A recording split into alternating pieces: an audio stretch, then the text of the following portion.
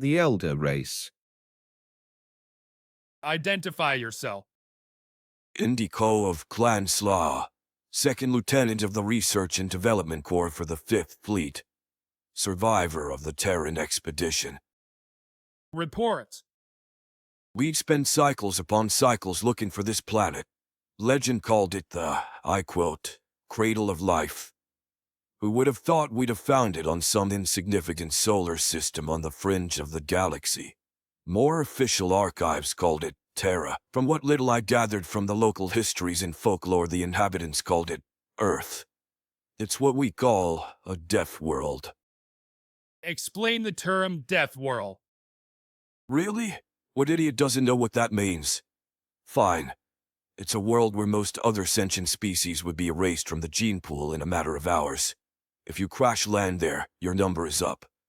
Zero chance of survival. Everything there kills something else. And if you want a natural part of the food chain makes sure you don't stick around to become part of the scenery.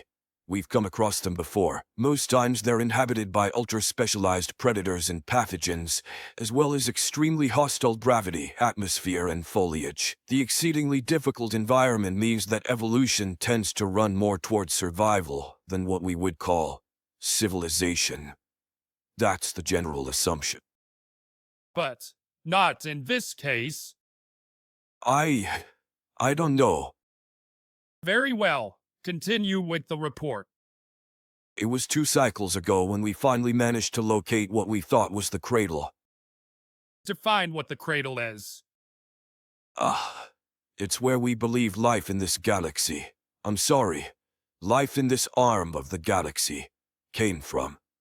As you have most likely noticed, most sentient life we've come across has the same general physical characteristics. 2 arms, 2 legs, a head, a mouth. You get the picture. We've been toying with the idea that there was a common ancestor to all of us for a while now, down at R&D. That every sentient spacefaring species we've come across was planted on their home planet, eons ago by some great elder race who spread out across the stars and then left. To where? We don't know. We didn't even have any proof that they even existed. We do now. We found their home planet. That's the cradle of life. If you go back far enough, I'd wager it was our home planet too. Evolution is funny like that. Continue. Okay? Well, we located the cradle through identifying the various speeds of development throughout this arm of the galaxy, cross-referencing them, and also referring them back to various ancient texts, and the like that we had gleaned from ruins found on sentient home planets. That's the basic explanation. Any further than that and it gets pretty damn complicated. Suffice to say that we found the damn thing, and then we turned up there a cycle later looking to see what we could see. We sat in orbit for a few cycles of the Terran moon taking readings before heading down. What resources did you commit? We brought 2 frigates and an R&D special carrier. The frigates were identified as Spectre of Seanson and Raining Fire.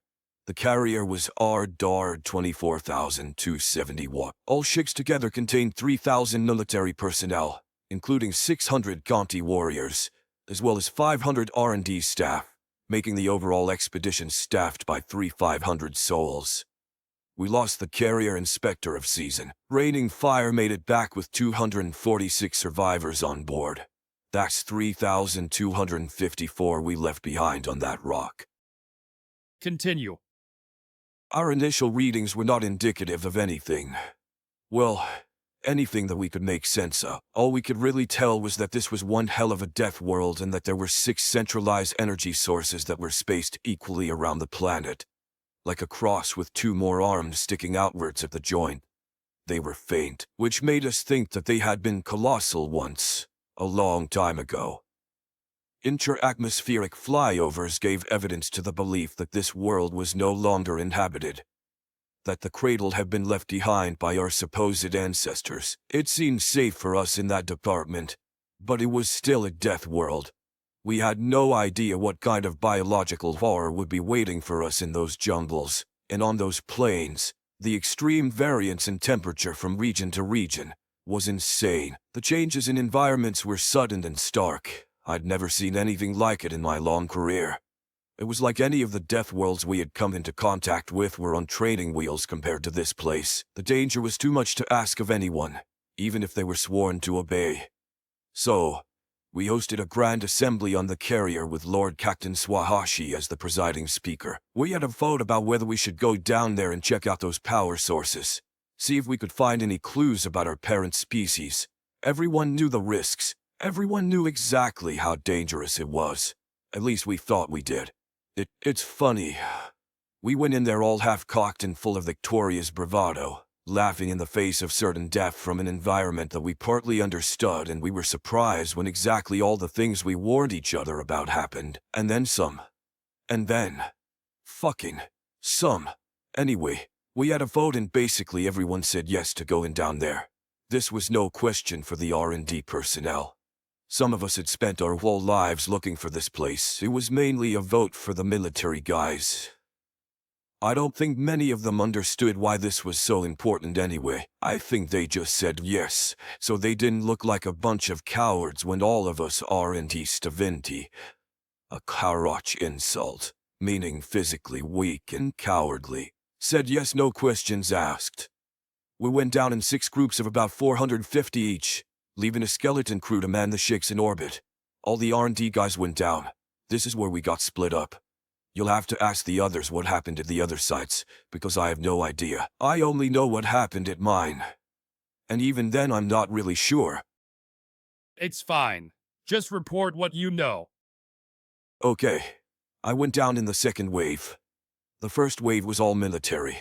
It took them a few hours to secure the site and set up the research base. The reasoning was that, if we had big enough walls, built quickly enough, we could keep most of the crazy stuff out and live through this. Pretty good reasoning, and the military had pretty good engineers. They had the camp up and running in a couple of hours. Walls, power, watchtowers, amenities, a mess hall, and a fully powered lab. Say what you want about our warrior caste's intellect, but they'd get things done. I'm told that there were minimal casualties on the first day. A few soldiers disappeared in the jumble around the camp, and a few soldiers swore they saw one guy get eaten by a plat. I came down the second day. I could barely contain myself as we flew over that thick-ass jumble. So many biological marvels to behold in that teeming mass of undiscovered life. So many secrets to unearth from this power source we were heading to. I nearly lost it completely when I saw where the signature was coming from. It was this tower, completely alien in design, made from some material we'd never seen before. It was some kind of alloy, harder than anything we'd ever made or seen, impervious to any attempts to force our way in. We spent a whole day trying to drill or demolish our way in. We even tried shooting a field artillery round into it. Nothing. It was like trying to punch my way through a reinforced airlock. It just sat there impassively. A great big gracefully curved tower made from neutrally gray something. We spent days just looking at it. Just staring. None of us could figure out how it worked. Or what it was for. The R&D guys down there with me were completely fascinated. Awestruck even. Here was a gift from something akin to a god. Something so far advanced we couldn't even begin to describe it. The readings we took were astronomical. The power housed even in the outer shell was enough to fuel an entire planet for months. Anyone who touched it with bare skin got fried instantly. We lost more than a few that way. We had no way to safely touch the relic. We had no idea what it was made of. We had no idea what it was for. We had no idea who made it. We were completely off the map with no point of reference. Let me tell you, this was extremely exciting stuff, and this was where stuff started to go wrong. It had been about a week and the military had been doing a pretty good job at killing all the stuff that wanted to kill us. But the death toll was mounting. They'd cleared the forest for 100 yards in every direction of the encampment, but people still got taken by things in the night, and sometimes in the day. I saw one guy get taken by this giant striped carnivorous feline right in front of me. No warning. It just appeared from out of Florem. A Korok expletive, meaning anything from fuck to damn. It is generally used as a way to express anything from frustration to fear depending on context. Nowhere and ripped him apart like he was nothing. This was in the middle of the camp in broad daylight. I was on my way to the mess hall to get some food and it just came out of nowhere. It was killed almost instantly, but still. We didn't have a handle on the situation anymore and we were running out of time. I'll never forget how he screamed. He was Adjutant Howland of Clan Scorngel, who first figured out how to get into the structure. It was day 9, and a lot of people were talking about getting off-world before something ate us. We'd lost a quarter of the personnel from our side and reports from the other 5 didn't tell the story any better. So much life lost for so little gain. I was ready to pack up shop too. One of the guys from my research team had been carried off by a group of screaming primates the day before and I was pretty shaken up about it. They were so flooring fast. Another from a different team had fallen ill from some kind of virus that left painful buboes under the underarms and groin and basically floored its victim in under a day. We'd quarantined her in the hope of preventing an epidemic. She didn't last long, and she didn't die well. Anyway, Howland had been looking at some markings on the south side of the structure for days and whatever he figured out, he turned it into a door. We don't know how that happened. And neither does he. And neither did he.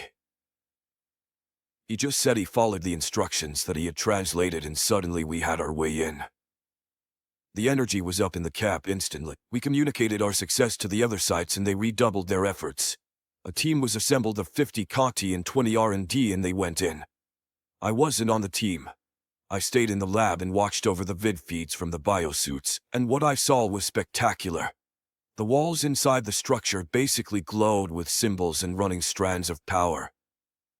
It was beautiful. And terrifying. Howland and his team followed the halls and winding corridors in the desperate hope of finding the control room. Instead, he found something far more strange. Turns out the tower had a huge cylindrical hollow in the middle that slowly petered out at its tip and stretched on forever into the ground. We aren't sure, but we made an initial hypothesis that the hole stretched to the core, as did each of the separate sides. We aren't sure how they managed to do this without destabilizing the planet, but there it is. This wasn't even the most amazing part. They were there, in the tower, hundreds of them, on suspension couches all around the wall, frozen in time. I couldn't believe it. The find of a millennia, of our species, the elder race.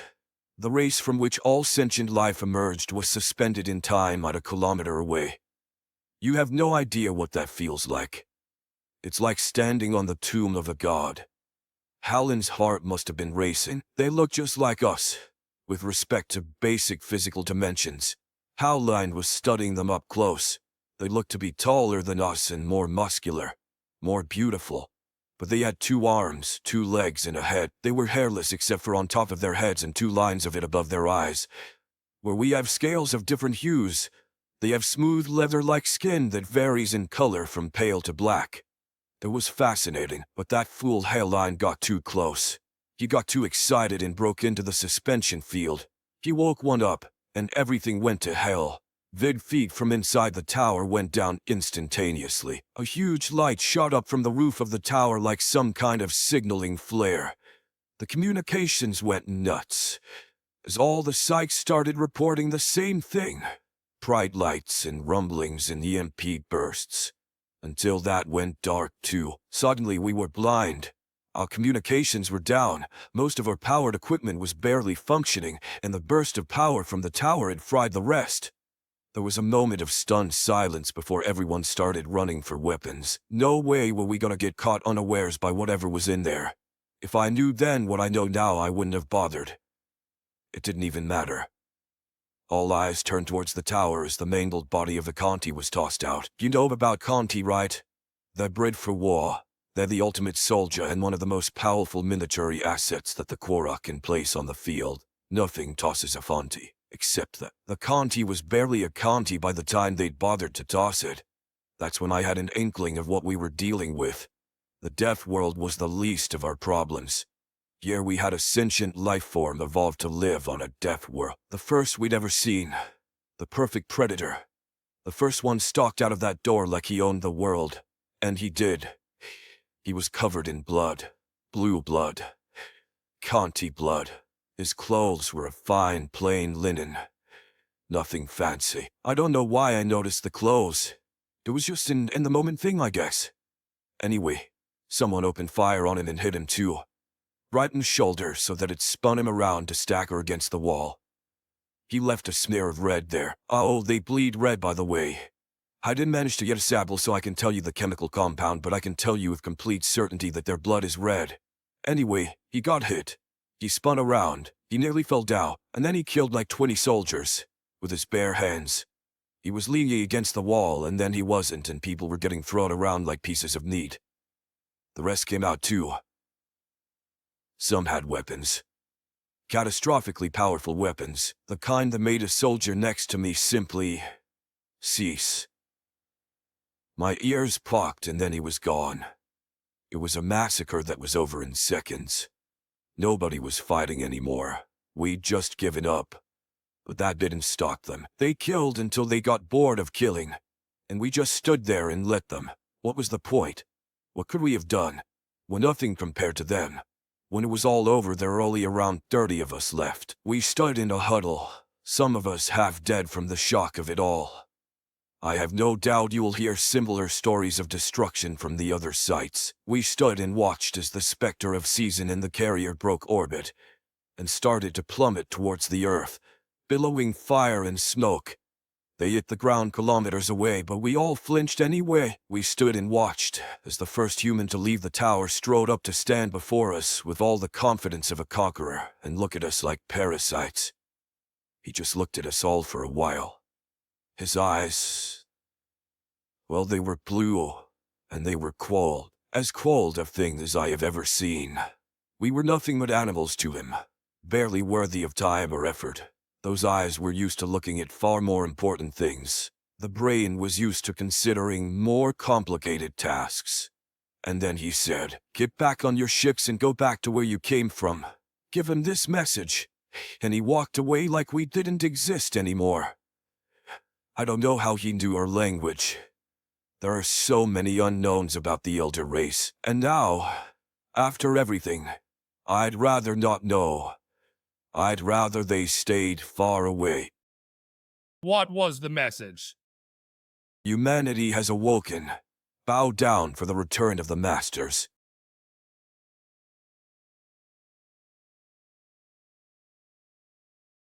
The Last of the Khanti. The Elder Race, Part 2. Codleton stood before his troops. 10,000 of the best, Khanti warriors one and all, bred and made for war. No clan, no family. Their clan was the unit.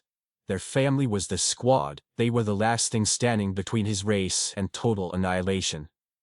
The Karok species stood on the brink of extinction. They were on their tippy toes and leaning into the abyss. Their core worlds were gone, swept away like children's toys. All that remained were a few worlds in the outer reaches of Karok territory. Everyone else was dead or running into the arms of other races as refugees. And warnings, they would not stop. Codleton took a breath. Do you remember when we first woke them up? He spoke softly. He knew they could all hear him, his voice sounding clear as a bell in their minds courtesy of a neural implant. It made spur-of-the-moment tactic changes and strategies so much easier to convey. There was no answer. They were too well trained for that. They stood still, like row upon row of terracotta soldiers in state-of-the-art battle armor. Do you remember when the first survivors came back, telling horror stories about things that seemed impossible? 600 of our brothers were killed. 600. Such a thing seemed ludicrous, impossible, insane. We were the scariest thing any sentient being had laid eyes upon. A single squad of us could take a cruiser. When we were deployed, the mere mention of the name Khanti brought our enemies to their knees. Do you remember that? Codleton paused. I sure as hell remember.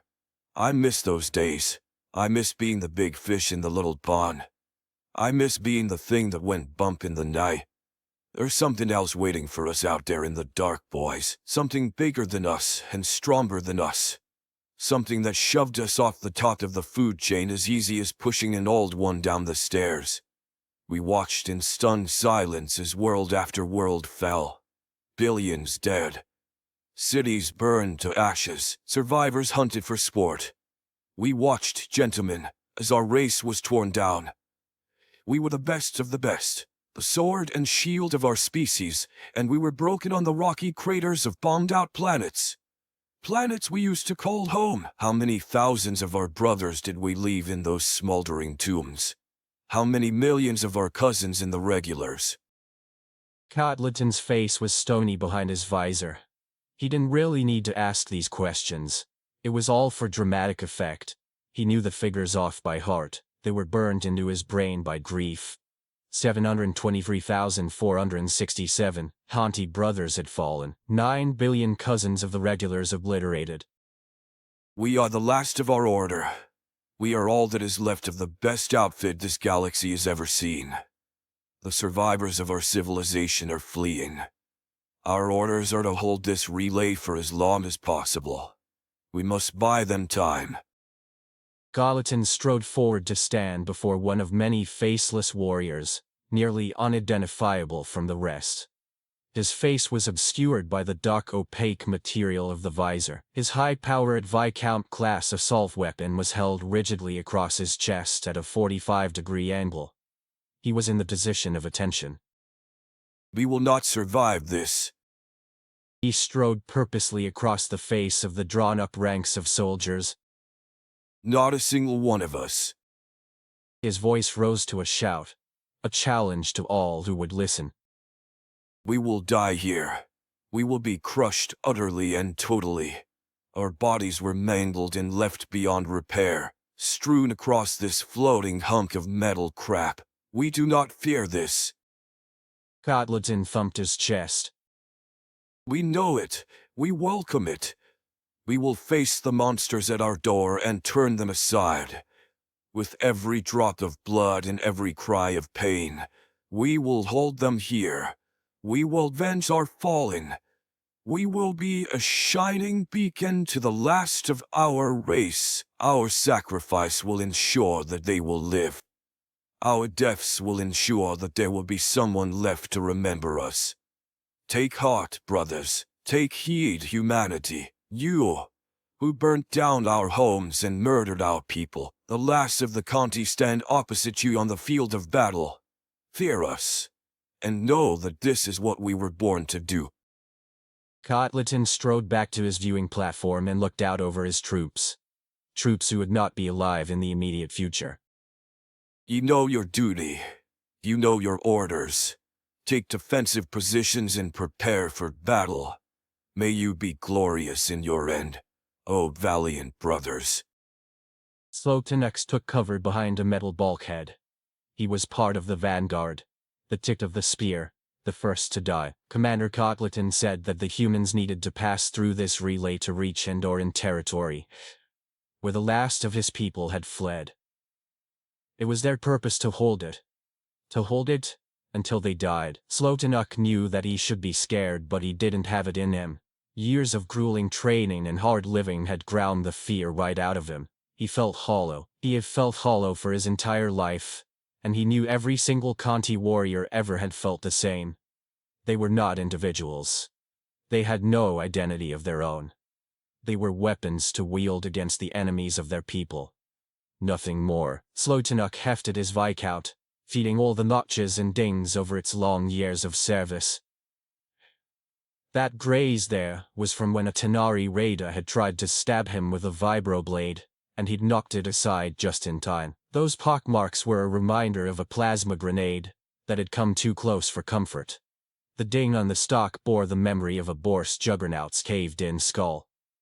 He had been at this a long time, and this rifle had been with him through all of it. He couldn't think of any other brothers who had managed to keep the same weapon for as long as he had.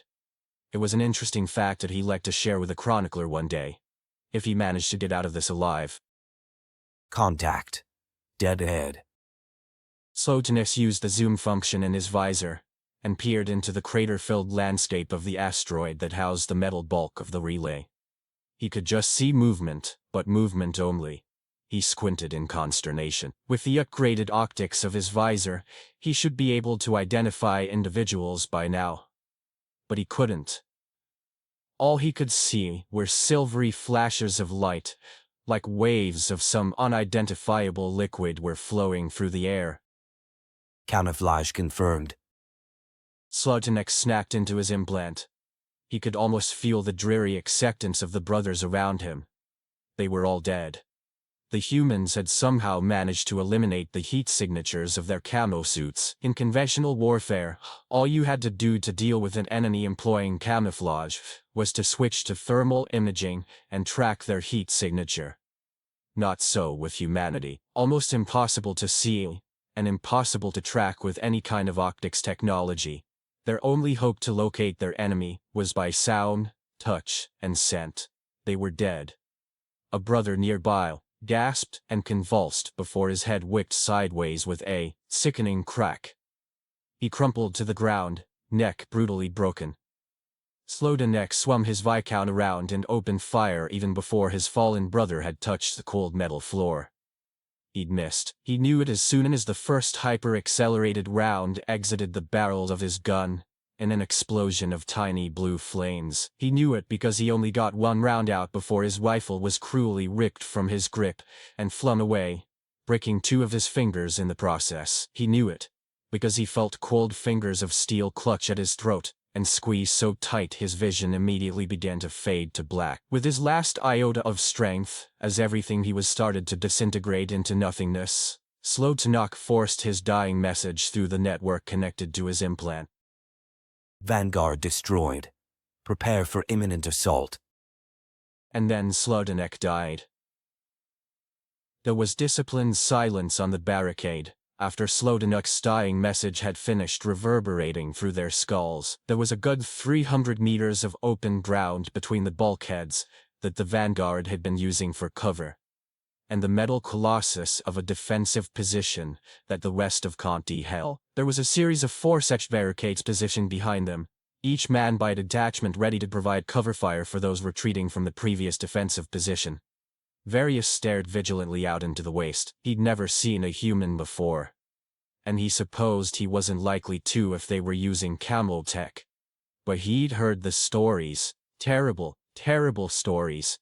He'd heard that they were fast and strong, 10 times stronger than the strongest Khanti. He'd heard that only 50 of them took down 600 Khanti warriors on their home world, what his people called the Cradle of Life.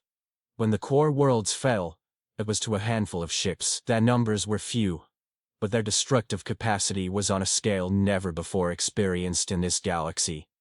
Their tactics were vicious. Their morality was skewed. They dropped diseases and biological nightmares onto planets and just waited for everyone to die. They bombed civilians like they were nothing. As far as he knew, they never took any prisoners. It's like they were purposely sweeping everyone away, like they were wiping up a mess on a table. They were monsters. Varius shivered a little under his battlesuit. He was fresh out of the pit, the trading grounds for Khanti cubs. Everyone else was rock steady around him, unfeeling, unflinching. They were his brothers, but he didn't know them. All the brothers he remembered were already dead, burned to a crisp on vaporized ships, or torn apart by human warriors. These brothers were strangers. They were old, grizzled, and tough, while he was young and soft. They'd been living in war for longer than he had been living at all. That was how they had survived this far. That was how they faced their deaths with little more than a twitch. He did not belong with brothers such as these. He still had much to learn. Listen up, cub. The brother next to Varius muttered. We got one shot to stop these monsters, and that's right out there on this field. As soon as you see any movement, any at all, you open up. As soon as anyone along this line fires their weapon, you do too. We can't see them, so we're going to make us a wall of bullets. Understood? Wah! All about the Vanguard. Stuck in Varius. Didn't you hear, idiot? They're already dead. Forget about them. Varius nodded and raised his Viscount to bear over the barrier. Wait for movement, shoot. If somebody else shoots, you shoot too. Simple. He waited for that first shot with his heart hammering in his chest, and his breath exiting his mouth in ragged bursts. He was ashamed. He was not what a Khanti should be. This was his first engagement and, he was told, his last. Fear was so close to overwhelming him. Then he heard it. A faint crack down the line. A single shot that seemed to echo in time for an inordinately stretched moment that came to an end with the storm. Every single warrior along the barricade began to unload round after round into the no man's land between the barricade and bulkhead. It was deafening. A tidal wave of sound, Various fired indiscriminately into the waist, only pausing to reload, his hands darting efficiently from ammunition pouch to rifle and back again. He didn't even bother to aim down the sights. There was no point. He couldn't even see anything. Blue lights shot back at them, striking barriers and brothers with concussive bursts. Brothers here and there were loshed back like rag dolls, blue blood and the glittering mist from shattered scales painting a brutal rainbow. Other brothers simply ceased to be. Artillery from behind the line began to rain down on the no man's land with great destructive impacts of plasma and metal. Everywhere there was light and noise. It was too much for Various to handle. He gritted his teeth beneath his visor and clung to his courage. He would not turn and run. He would hold and die with his brothers. The grizzled veteran who had given him his orders was blown apart beside him, and the concussive wave knocked him off his feet. His Viscount flew from his grip, but he wasn't worried about that. Something was eating through his armor and his helmet's visor.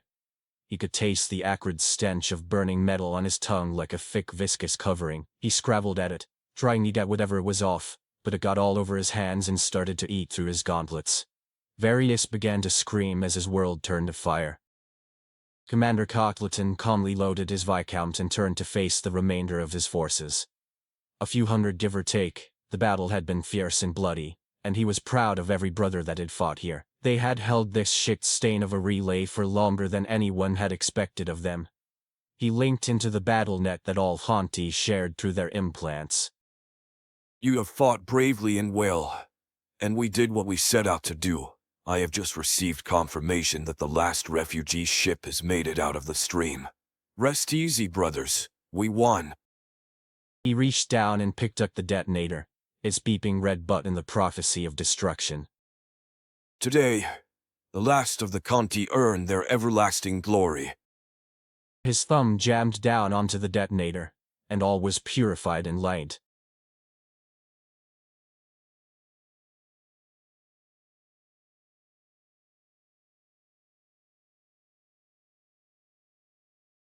The Sword and the Shield. The Elder Race, Part 3. You might have jumped the gun in terms of those lizard men, Androm. Androm of Winchester House sat with perfect posture.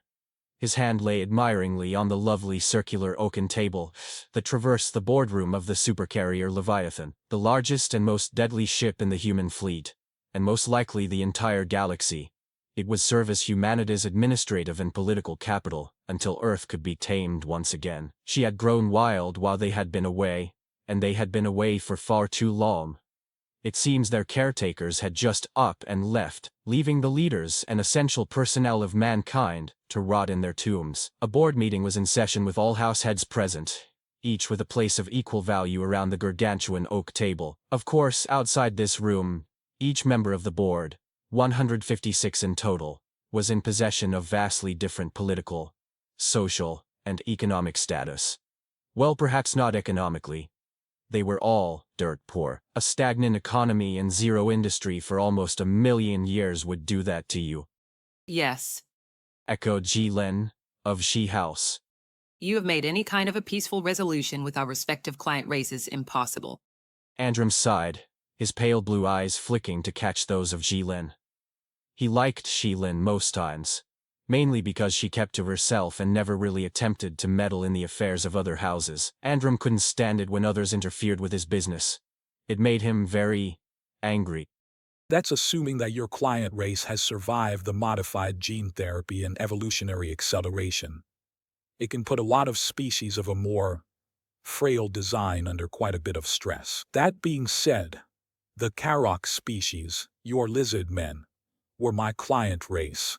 Their extermination was perfectly within my rights and that of my house, as per the charter. What my house undertook was merely the destruction of faulty property that would only serve to be a detriment to the human race. We did not undertake this decision lightly. Of course, first contact with them was regrettable. It was quite disconcerting to awake from stasis to find invaders at our doorstep, and I, as well as the members of my house, took what steps we deemed necessary for the protection of Terra against an unknown threat. Shilen's eyes narrowed.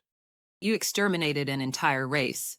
Whilst you may have the Charter on your side, I still believe your actions were not motivated by the desire to protect humanity, but merely to harm the interests of the other members of the board. Your actions resulted in the destruction of Relay 714H. We will be unable to reach the rest of our client races until another can be built.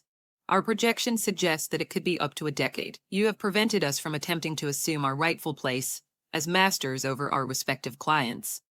Androm smiled a smile that never really reached his eyes. They remained cold and hard as ice. Your allegations are wild and unfounded, Shilen.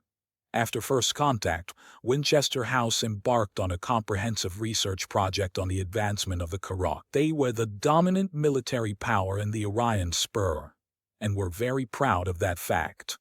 Their entire culture was geared towards war and conquest, holding things like honor, discipline, and sacrifice most dear. They had slaves. They would never bow down to us, and would most likely attempt to organize the rest of the client races within the vicinity to rebel. Their destruction was inevitable. It was only a question of when. Shilin opened her mouth to retort, as angry jeers flooded the room from others in her position, but she was overridden by a calmer, older voice. Dmitri of Kurchenko House took to the floor, attempting to placate everyone with a voice made from gravel and broken glass. Perhaps the destruction of Relay 714H is a blessing in disguise. Our economy is in shambles. Our infrastructure is next to non-existent. We have no industry of any kind. As it is, we are barely able to feed ourselves. We do not have the resources to do what House Winchester did on a scale this large. Of course, we may be able to bluff our way back to Supremacy, but I do not doubt that there will be conflict. That conflict will reveal our weaknesses to the rest of the client races. Despite our technological superiority, their numbers will win the day when push comes to shove. If we are to take our rightful place, we must not only appear to be in a position of superiority, but also actually be in one. As such, I would like to enact Protocol 223. For those of you unaware, this protocol dictates that the houses pool all resources at the disposal of humanity transcendent for the next 4 decades. We will establish artificial reproduction centers to replenish our numbers and colonize Karuk space. With hormone therapies, we can have a huge workforce fully grown within a decade. Everything must be nationalized until it has some semblance of stability. At this point in time, the board will have full control over every facet of human life. These measures may seem draconian, inhumane even, but I must stress that these measures are also temporary. We will return the human rights of those affected within 40 years. We must rebuild the civilization we lost during the calamity if we are to have any hope of subjugating the species in the Orion Spur, much less surviving the other elders. These are facts. When we step through the new relay in 40 years' time, we will do so in a position of power and authority with each member of every house in full possession of their human rights. Vote for Protocol 223. 137 I, 19 Ni. We are facing an extinction-level event. These humans have crushed one of the most destructive and domineering civilizations that has ever existed within our realm of knowledge. RQ2, Patriarch of the Andoran peoples, began. Andoran space had long neighbored that of the Karak, and had been eyeing the scaled men with anxiety for quite some time. Who knows when they'd come storming across the divide? The only thing that had aided them in that respect was the Andoran relay, which was the only way that the Karak could interact with other members of the Orion Spur. The Karak had carved themselves a large chunk of space through fire and conquest, but these violent urges were held in check by the simple threat that if they continued, the Andorans would destroy the relay, thus cutting the Karak off from any interspecies trade. Something that the Karak economy relied heavily upon to function. For over 2 centuries, the Karak had been used as frontline units in peacekeeping actions enacted by the Council, and now they were gone. obliterated. The last of their race scattered throughout Andorran space, telling horror stories and running scared. Humankind was coming, they whispered.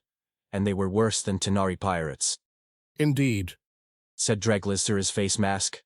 The Borst could only breathe air that had a very high level of methane, meaning that many habitable worlds were rendered uninhabitable for them.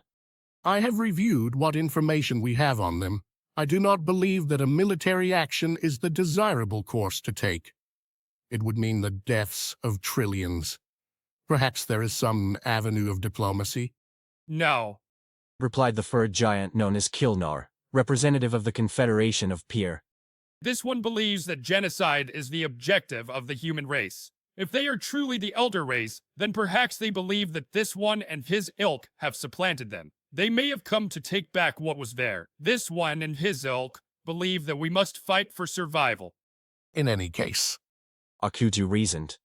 unless they are in possession of any technology that is unknown to us, they will not be able to reach us for quite some time.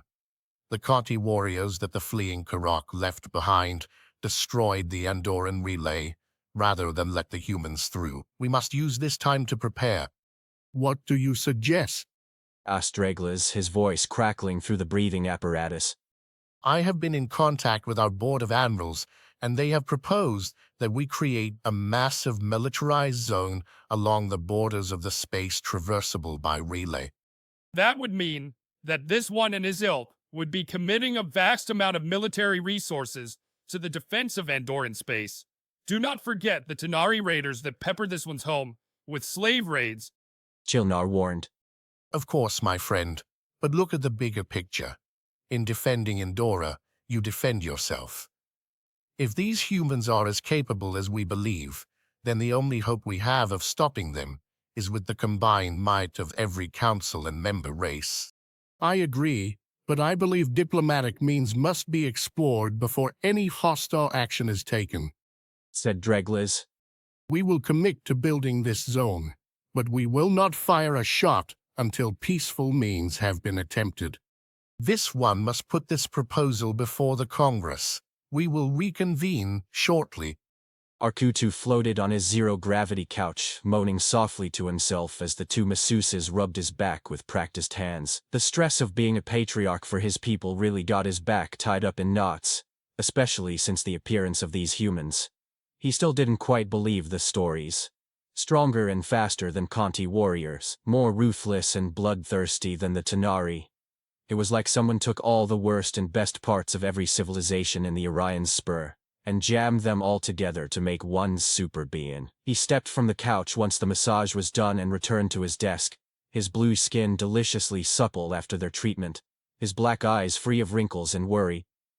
For the moment, he sipped at the slightly narcotic tea as he read through report after report of panic and mayhem, as the whole damn galaxy reacted to the news of the imminent human invasion. They were the modern-day version of the scary stories young Andorrans would tell each other around the sleeping well at camps. Except this story had the ability to ruin economies. Banks were crying out for financial aid as investors and customers alike withdrew their funds and ran. Businesses were packing up shop and leaving Andorran space, hoping to set up shop in some unknown corner of space that humanity might just pass by. Humanity has awoken.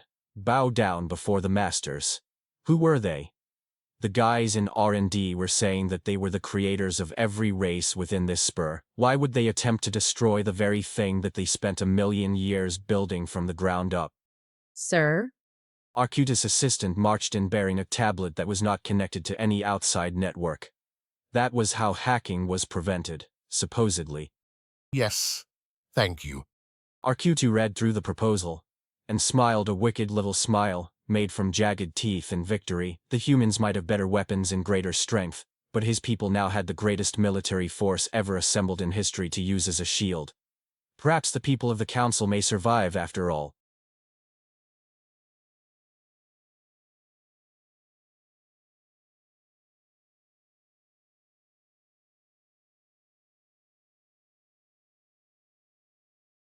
The Kill Switch, an Elder Race Tale.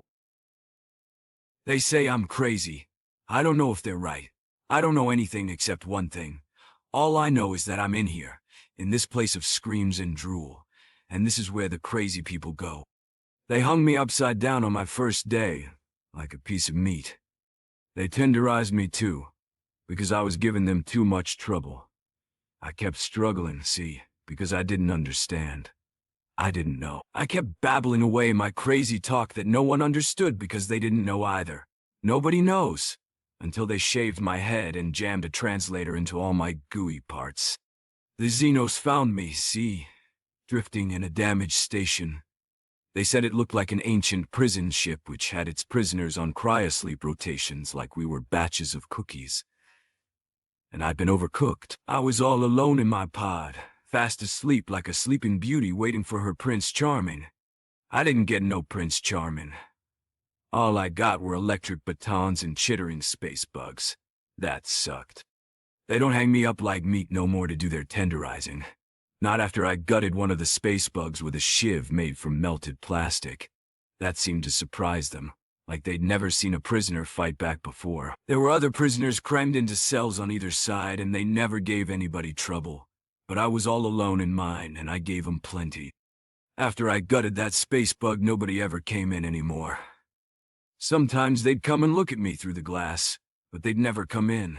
They'd chitter away in their space bug talk, but the voice in my head would tell me what they're saying. Know what he is? They'd say, chitter, chitter. No, we're calling around, though. Crazy as they come, though. Better not stick your head in before we know, though. Like an animal he is, though. Chitter, chitter, chitter, chitter. Sometimes I'd talk to them, try and give them a scare, see. Yeah, I know what I am, but I ain't telling you, you chittering space bugs. I'd shout, beating on the glass like a gorilla at the zoo. You let me out, and I'll be good, I swear. I won't harm no one, as long as no one harms me. And I'm telling the truth, too. I didn't mean to struggle at all. I just didn't understand. I was just scared. And if I tell them what I am, I know they'll hurt me, but I don't know why. I don't know. I just want to go home. I don't want to hurt no one, even goddamn chittering space bugs. So sometimes, I sit real quiet and I try to talk to them real nice. And they'll chitter, chitter, and the voices in my head will say that they're confused and they'll scuttle away. I just want to go home. It's been days since anybody talked to me, but then the space bugs came, and they threw in a friend. She was blue, and she was scared. She had deep black eyes, and they were pretty, and I liked them. She didn't like me. She knew what I was, see. You're human. She sing-songed, sing-songed. Shush, shush, I said, and I was across the cell in a flash, and I was holding her down with my hand over her mouth. Don't go sing-songing what I am. They don't know. If they know, they'll hurt me. I held her there until she nodded, her eyes all fearful, and that made me sad. I didn't want to hurt her. She seemed so nice, but I didn't want to get hurt neither. I could hurt her. I could hurt everyone here like I did the space bug with my shiv. I know I could, but I didn't want to. I was done being bad. I'd been reformed. I was a good man now. They'd fixed me, and I was on my way home when the bad things happened. They were going to give me a garden to plow, and everything was going to be peaceful and nice. But it wasn't, and I woke up to space bugs and electric batons. I let the blue lady go, and I carefully laid her down, like she was a baby bird. You have to be gentle with baby birds. Otherwise, they'll sing-song your secret to the chitterbugs, and they'll come get you. Why are you here? The blue lady sing-songed. How are you here? I got taken off the prison ship, see? I said. I was the only one left. I don't know where home is anymore. I'm lost and I don't know. My name is Adam. That is what I know. That and nothing more. The blue lady watched me very carefully, like I was a wild dog ready to attack. If it was the old me, I would be. The old me was a wolf made from hate. I didn't like the old me, she was thinking. I knew, thinking of ways to use me. I was hoping that she was thinking of ways to help me. A friend is a user helper. I needed a friend. Hey, I whispered in my best gentle voice that I reserve for puppies and babies. Do you want to be friends? Friends? She sing-songed back. Friends. I nodded back. My voice was a rumble bark to her sing-song. They sounded nice together. She nodded carefully again. Everything she did seemed to be careful. I didn't mind. Everyone had been careful around me for as long as I could remember. Ever since they broke me open and built me up and then realized they'd missed something important. And I was broken. A useless tool, a snapped sword. Friends know each other's names, I said. Vildasi. Vildasi sing-songed.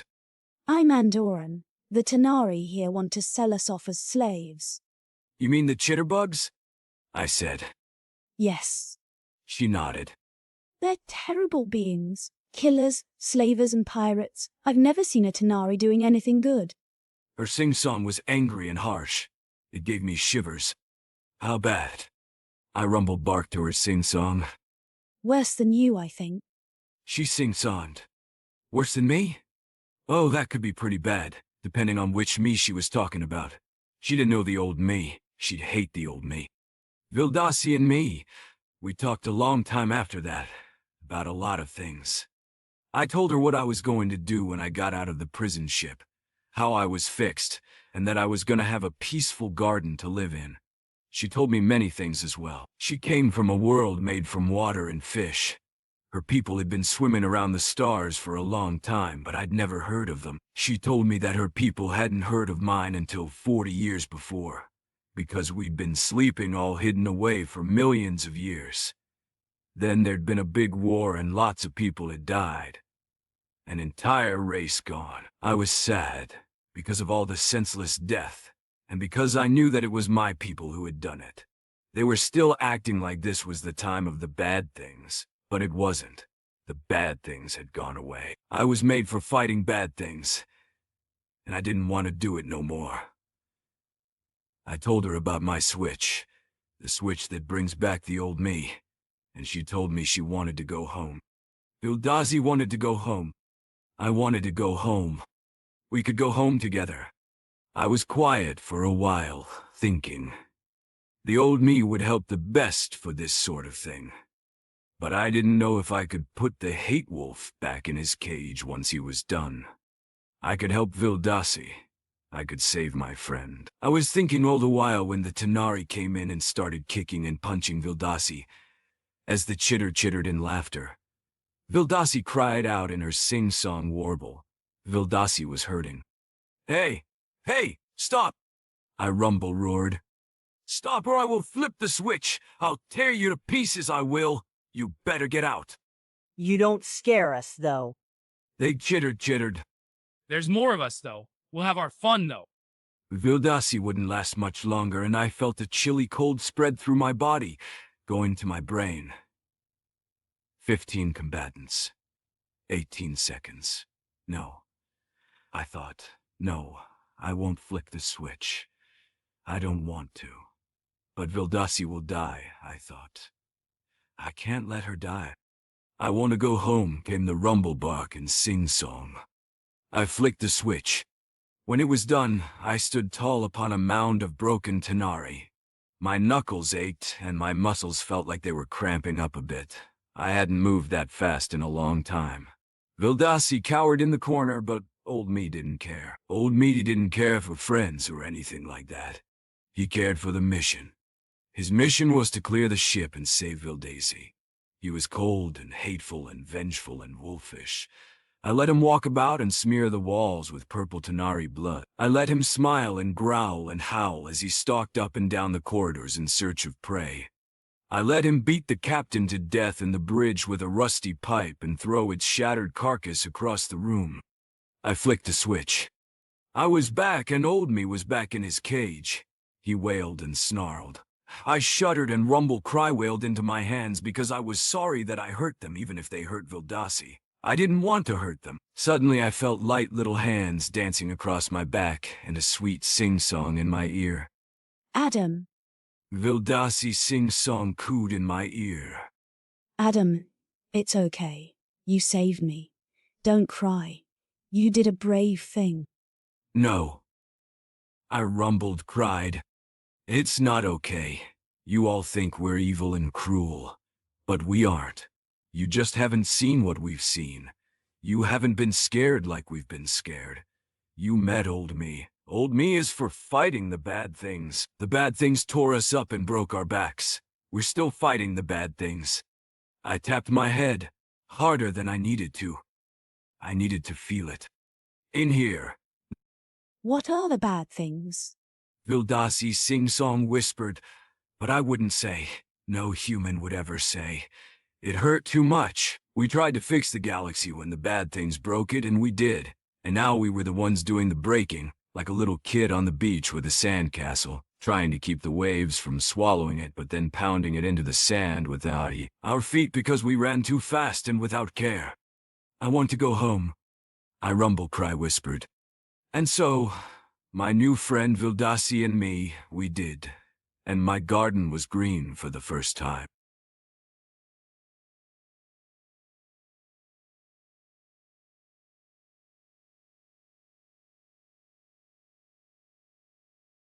The Elder Race Part 4. Toy Soldiers. 30 years after the Karuk incident. Mars. Training Compound 6541L. Carlos ate when he was told to eat, drank when he was told to drink, and trained when he was told to train. He knew that he would die when he was told to die, as well. His body was tall and wide and strong. Genetically engineered to be faster, stronger and better than the humanity of old. He knew nothing beyond the stark white walls of the training compound. He knew nothing of compassion or warmth or love. Mercy was as foreign a concept to him as fine dining. His whole world was violence, or the preparation for violence. All he had was his duty to protect and serve the human race. There was nothing else. Carlos was 10 years old. Okay, boys and girls, this is your final mock battle before you get your big kid boots, muttered the sergeant, his voice loud and clear in their ears. If you're too fucking dumb to figure it out, you're blue team. Your goal is to survive. The simulation is as follows. Your CO is down. You are scattered across the battlefield. You must regroup and perform a fighting retreat to Extraction Point Alpha. There you will either defend your ground or pull back to Extraction Point Beta. If any of you make it back, the whole unit passes. It is the red team's job to stop and incapacitate you.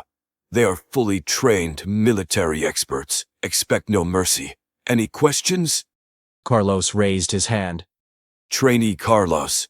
Are there any unacceptable actions to take? Survive by any means necessary. Trainee Carlos. Yes, Sergeant. Nothing else? The 100 trainees stayed quiet. The sergeant harumphed to himself. Move to your pods, maggots. No mercy. Carlos and the rest of the trainees saluted and performed a precise about-turn before marching to their drop pods. These weren't real drop pods, Carlos knew. The staging area that they were in now was directly above the battle floor, which artificially simulated terrain for each training exercise that took place there. The pods operated on tracks in the ceiling, which moved the pods to their designated positions before dropping the payload to the floor below. The drop countdown began, and Carlos slicked on his helmet, waiting a second for the HUD to jump into action. He'd be relying on it for all the information that he would need to make it to the extraction points, the most crucial being the direction that they lay.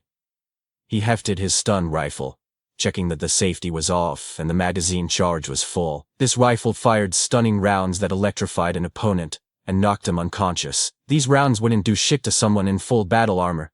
So, for these exercises they were outfitted with training armor that felt like and operated the same as battle armor did, but offered next to no protection. 8. 7. 6. The first time Carlos had made the drop, he'd been a nervous 7-year-old boy with a body that didn't match. This was the last training drop, and Carlos was equally nervous. This was the last one.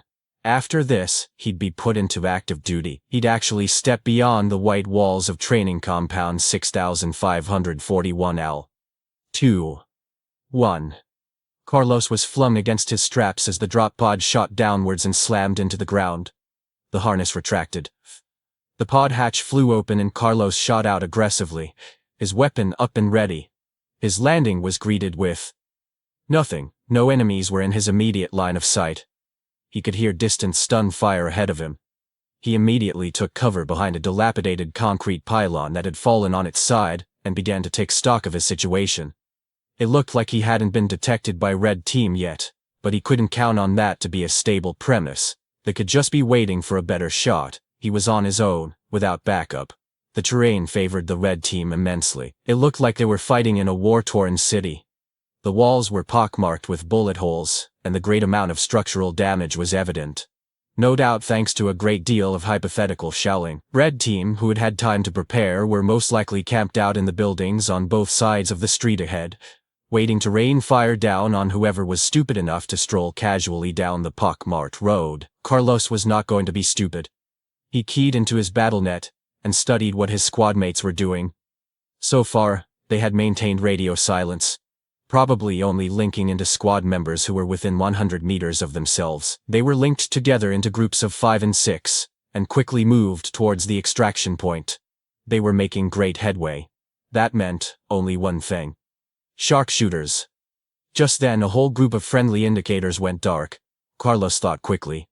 The main force most likely lay in wait around extraction point Alpha, hoping to ambush any trainees foolish enough to make the dash for the open ground there. Sharpshooters were probably placed strategically throughout the buildings, working in concert to decimate the blue team ranks before they reached the extraction point. There was little in the way of cover at the objective, as Carlos could see on his holographic map, which meant that their orders had been misleading. In order to survive, they not only had to reach the extraction point, but also destroy the garrisoning force that defended it. Otherwise, they would be wiped out in the open field waiting for evac. There was no one near Carlos, and he had landed ridiculously close to extraction point Alpha. That meant that there was probably a large Red Team presence nearby. The dilapidated buildings ahead of him were probably crawling with enemy troopers. This gave him 3 options. Move into the occupied zone and covertly clear a path for the rest of the trainees, retreat and link up with a newly formed squad, or stay where he was and wait for an opportunity to present itself to him. Carlos didn't much like the idea of linking up with another squad. The risk of getting picked off by a sharpshooter was too great. And neither did he like the idea of just sitting still and waiting for someone to find him. As he fought, another 2 groups of blue team indicators went dark on the BattleNet map. That was 15 down in 10 minutes. Carlos sighed and opened up his comlink. This is Trainee Carlos to all Blue Team members. I'm assuming command. All newly formed squads establish a hierarchy and code name. Sound off. There were no voices raised in protest of this command, and a hierarchy was established quickly and efficiently within the surviving squads. Everyone had been together for 3 years, living in close proximity. They all knew who was the best at what and their comparative strengths and weaknesses. Alpha Squad, ready. Bravo Squad, ready. Charlie Squad, ready. This continued all the way down to November. Carlos nodded to himself. Alpha, Bravo, and Charlie. You're the assault team. You will immediately begin clearing the buildings in your vicinity, branching out as you go. You're hunting for sharpshooters. Stay low and hit the doors hard. I don't want a single enemy rifle aimed at the street. Delta through Golf, you will provide support for the assault team as they clear the area. All other squads, dispatch your best scouts to my location and establish a perimeter around extraction point Alpha and dig in. You will be the containment team. I don't want any more Reds slipping out to give us any trouble while we mop up. No mercy.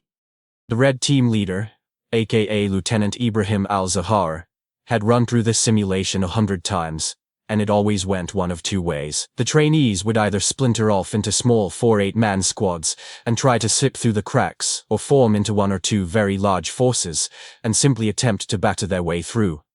Every attempt was always met with abject failure. This simulation was designed so that no one would survive. It was not a question of surviving at all, but merely a question of how long a trainee could hold out under the threat of complete annihilation from a superior force in numbers, experience, and training. Throughout the history of this final test, no one had even made it to extraction point Alpha, much less survived. Lieutenant Al-Zahar remembered his own ordeal very well. It was a memory that stuck with him despite all the other horrors that military service had thrown in his face. Screaming hopelessness in the face of overwhelming aggression. The knowledge that victory was impossible, and that there was no escape. These things stuck with him. Even when he was faced with his own death on many other occasions, he looked back at his final test and knew that there was nothing worse than that. Despite the problems that the trainees were facing as they braced for a textbook defeat, Lieutenant Al-Zahar found himself feeling rather bored. He had done this so many times without any real problems, that it was almost a relief when the indicators showing his sharpshooter positions started going dark. "Hello," Al-Zahar thought. "This batch could be a little bit of fun." Sir! Report, Corporal. Sir, the enemy is flushing out our shock shooters. The corporal's next words were drowned out by a storm of stun fire from the buildings across from the boulevard. The men around him dove for cover and immediately returned fire. The immediate vicinity became an intensely flashy light show that seemed to spread rapidly along the boulevard like a wave. As soon as the defenders returned fire, stunning rounds focused on their positions and pinned them down. They were forcing each defender to reveal their position. These trainees were trying to find a kill zone. It was textbook tactics, but only if you knew that there was a kill zone, and that there was no hope of remaining undetected and reaching it. They'd smell the trap straight away. Somebody in the trainee corps was a clever little fledgling. Al-Zahar smiled and linked into the BattleNet. A fun time was a fun time, and he would love to see whatever tactics these kids were about to pull. But he had a reputation to uphold. He wouldn't be the first commander in history to let a bunch of kids school him on the battle floor. All sharpshooter units, go to ground. He watched as the men under his command began immediate retreats to the edges of the map to receive further orders. They would be active again very soon. Patch me to Air Command. This is Al-Zahar to Air Command requesting immediate simulation of concussive orbital strikes on the following positions. Al-Zahar then highlighted a large swathe of ground some 60 meters out from the edges of his perimeter, squarely on top of the known trainee positions. Concussive package confirm. Al-Zahar watched with satisfaction as ceiling-based turrets opened up on the trainee positions, sending up great plumes of dust and grit. There would be wounded in this display, beyond those knocked unconscious by the stun rounds, maybe even a few deaths if he was unlucky enough. Broken bones and internal bleeding were common occurrences in training sims. Nothing that the marvels of modern medicine couldn't fix. The only thing modern medicine couldn't fix was death. These kids were a valuable military resource, and if any of them died in this, he would no doubt be chewed out by his superiors. But that's all that would happen. Everyone knew how stringent and inherently dangerous the tests had to be in order to make the steel soldiers that humanity needed to survive the things to come. Sometimes, people just die. With the trainee position effectively broken and the survivors stuck out in the open, Al-Zahar decided to show the children one last thing, just to show them who was boss. Release the hounds. Pandemonium. That was the only word that Carlos felt really encapsulated the situation that the trainees in the containment team found themselves in. Their cries of pain and panic almost drowned everything else out on the battlefield. He felt for them. He truly did. But the noise was unnecessary. Not only was it unnecessary, but it was a detriment to the morale of the rest of his men. They were a necessary sacrifice to make in concealing the rest of his plan from the Red leadership. He knew that the Red leader would respond to a position right on his doorstep with overwhelming force, shock, and awe. That was just human nature. Obliterate the threat. Search for another. He also knew that the Red leader would believe that this simulation would be a walk in the park.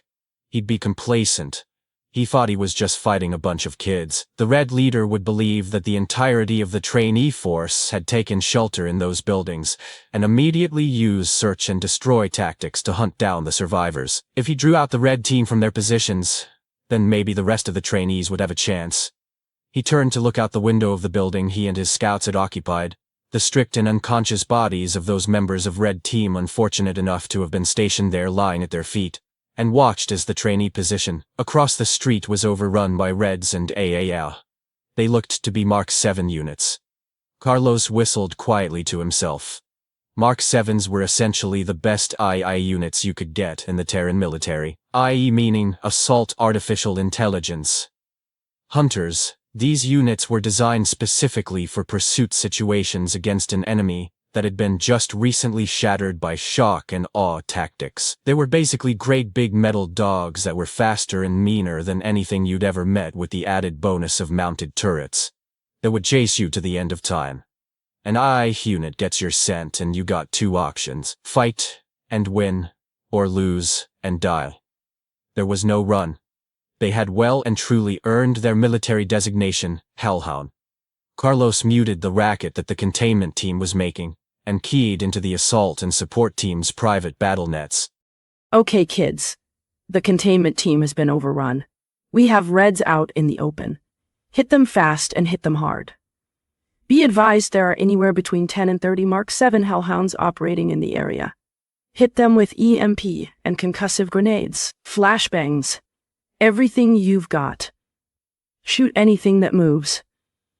I want everything down and out in the first minute.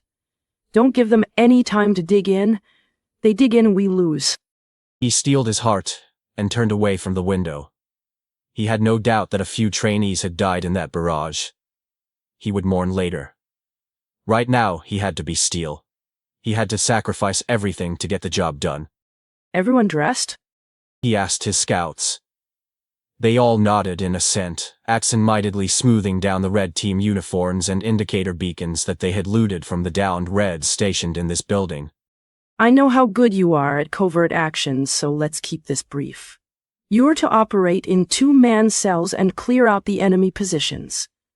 Search and destroy, and use hand-to-hand takedowns, wherever possible. Don't let them see you. If they see you, pretend you're a Red. Use and abuse the element of surprise for as long as possible. That's all we've got. We're outmanned and outgunned in every possible way. Do not forget that. Keep moving and don't get pinned down. Carlos paused. Any questions? Silence. Okay, let's go get them. No mercy. No mercy, came the muted reply. Mars. Training Compound 6541L. Battle Floor Observation Deck. Androm Winchester snorted in amusement as an indicator after the indicator went dark. This was certainly the most bloodthirsty and innovative final test that he had seen in a long time. With the necessary destruction of their client race, Winchester House had deemed it necessary to invest heavily in artificial life facilities and genetic modification labs. The results of such an investment were very promising, if this battle floor simulation was anything to go by. If the Winchesters were going to begin the reclamation economically and socially disadvantaged, thanks to their efforts in ridding the universe of their own mistake, then they had to make up for those disadvantages in the military domain. They simply had to use this chance to claim as much usable space as possible, to forge the House of Winchester into the political, economic, and martial giant that it once was. This was especially true after the board had deemed it necessary to remove a whopping 98% of conquered Karak space from Winchester control, and place it at the feet of the other houses, mewling infants that they were. Beautiful specimens, aren't they? Androm asked Dmitri smugly. Kirchenko House had risen admirably in the political ranks after Dmitri had taken control of the whole debacle as the interim chancellor of the board, but still counted itself below Winchester House in the grand scheme of things. No one on the board could possibly forget the sacrifices that blood as old as he had made in the name of humanity. Sacrifices that the Winchesters would willingly make again. For the right price. War had always been the true calling of the Winchester men and women. Yes, they are, Dmitri replied wonderingly. They're 10 years old, you said? Indeed, they are. We've been at this for a very long time, and I'm afraid we've gotten rather good at it. They're tremendously loyal, strong, fast, and brave. They're trained to think quickly and respond to situations accordingly, without putting the main objective into jeopardy. They will fight to the death for the survival of humankind. They, my dear friend, are the greatest military asset we could ever field. More than ships, guns, or great weapons of mass destruction.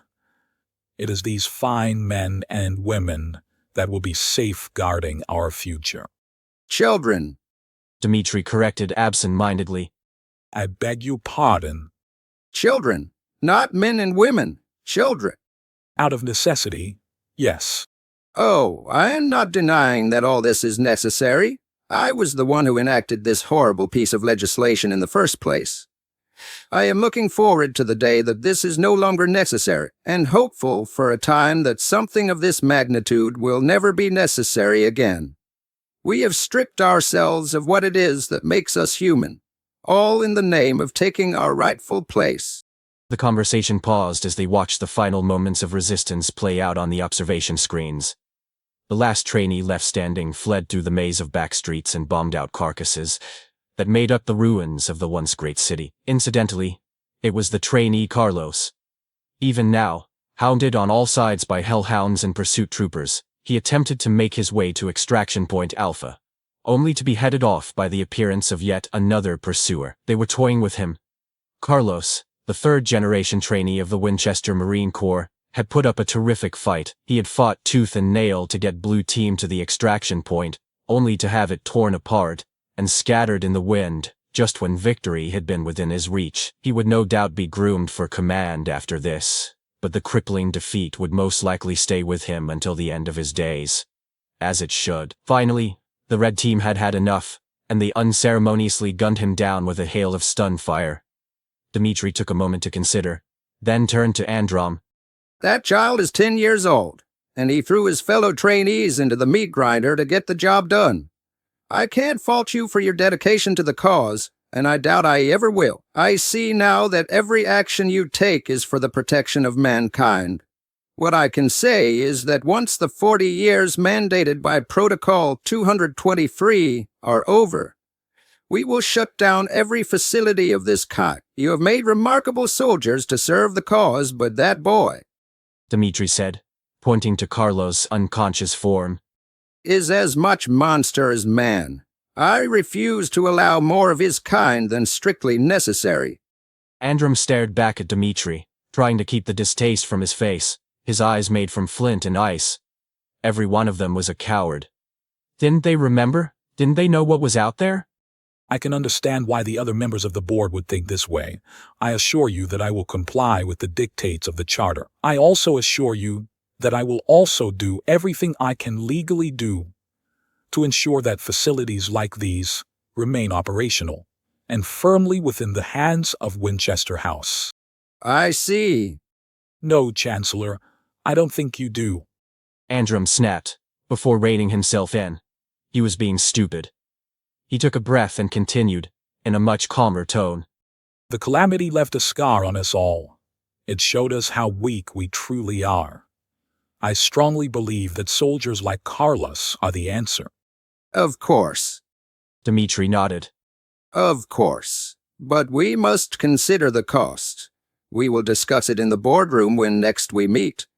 I will take your concerns to the houses that made the complaints about your facilities in the hope that our next board meeting will be far smoother. Dmitri turned and left, leaving Androm to ponder the gutted city on the battle floor. The board was far too weak to get the job done. That weakness had almost exterminated the entire species. It had killed his sister and his mother. It had torn his children from his arms as surely as the calamity ever had. He would not allow its recurrence. Something must be done.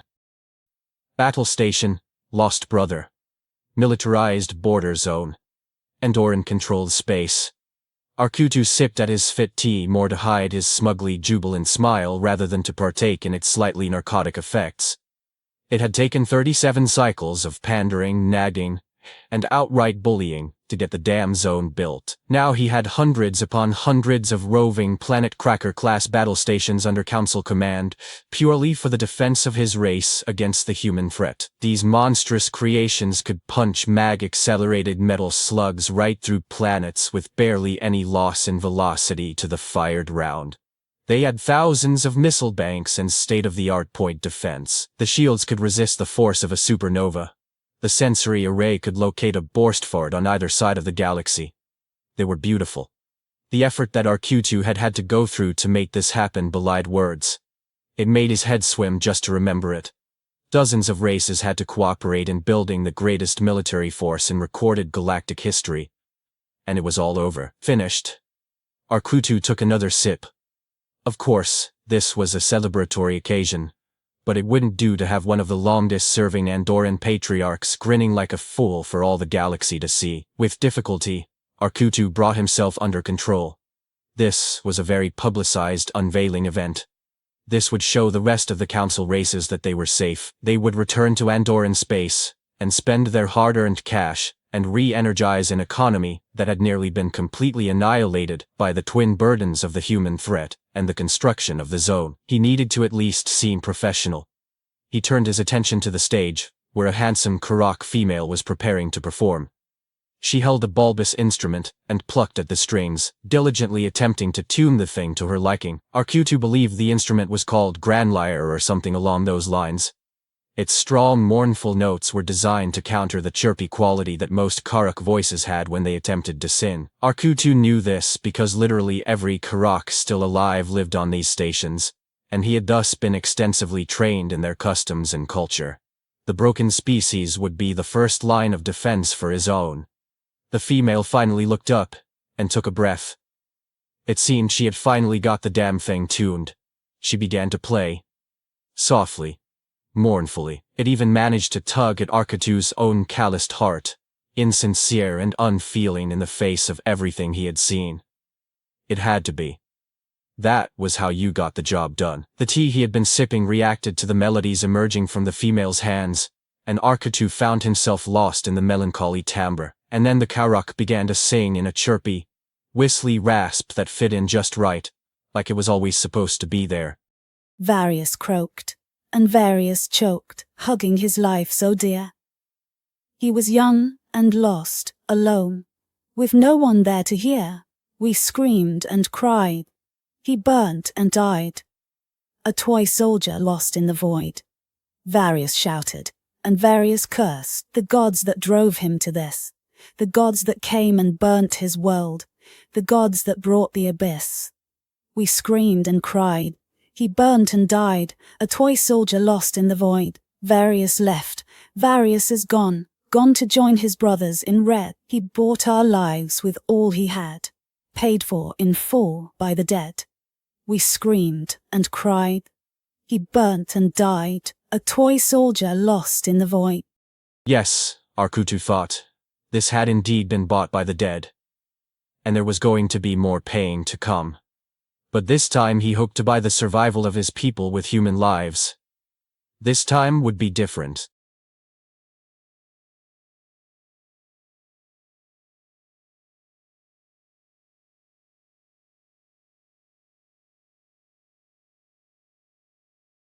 Elder Race, Part 5.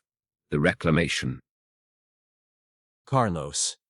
40 years after the Karak incident. Troop ship, remember Shanghai. Approx. 1,000 kilometers from the new relay to Andorran space. Awaiting orders. Oi, squish over, will ya? Terry complained, trying to shove Carlos's wayward elbows away from his tray. You may be the big bad new kid with the legendary final test, but we still follow the laws of common decency around here. Sorry. Carlos grinned back sheepishly. It's just there's not a whole lot of room, you know. Yeah, I hear ya. Terry said, surveying the cramped mess hall. Numbers had been building steadily over the last few weeks as the houses began to cram the troop ships with as many as they could, and rumor had it that the reclamation was about to begin soon. Carlos tried not to let his cat-like grin show to anyone around him as he thought about the upcoming battles. There would be battles, of that there was no mistake. Even with the prattle those peace-loving Lins were espousing, there was just no other way.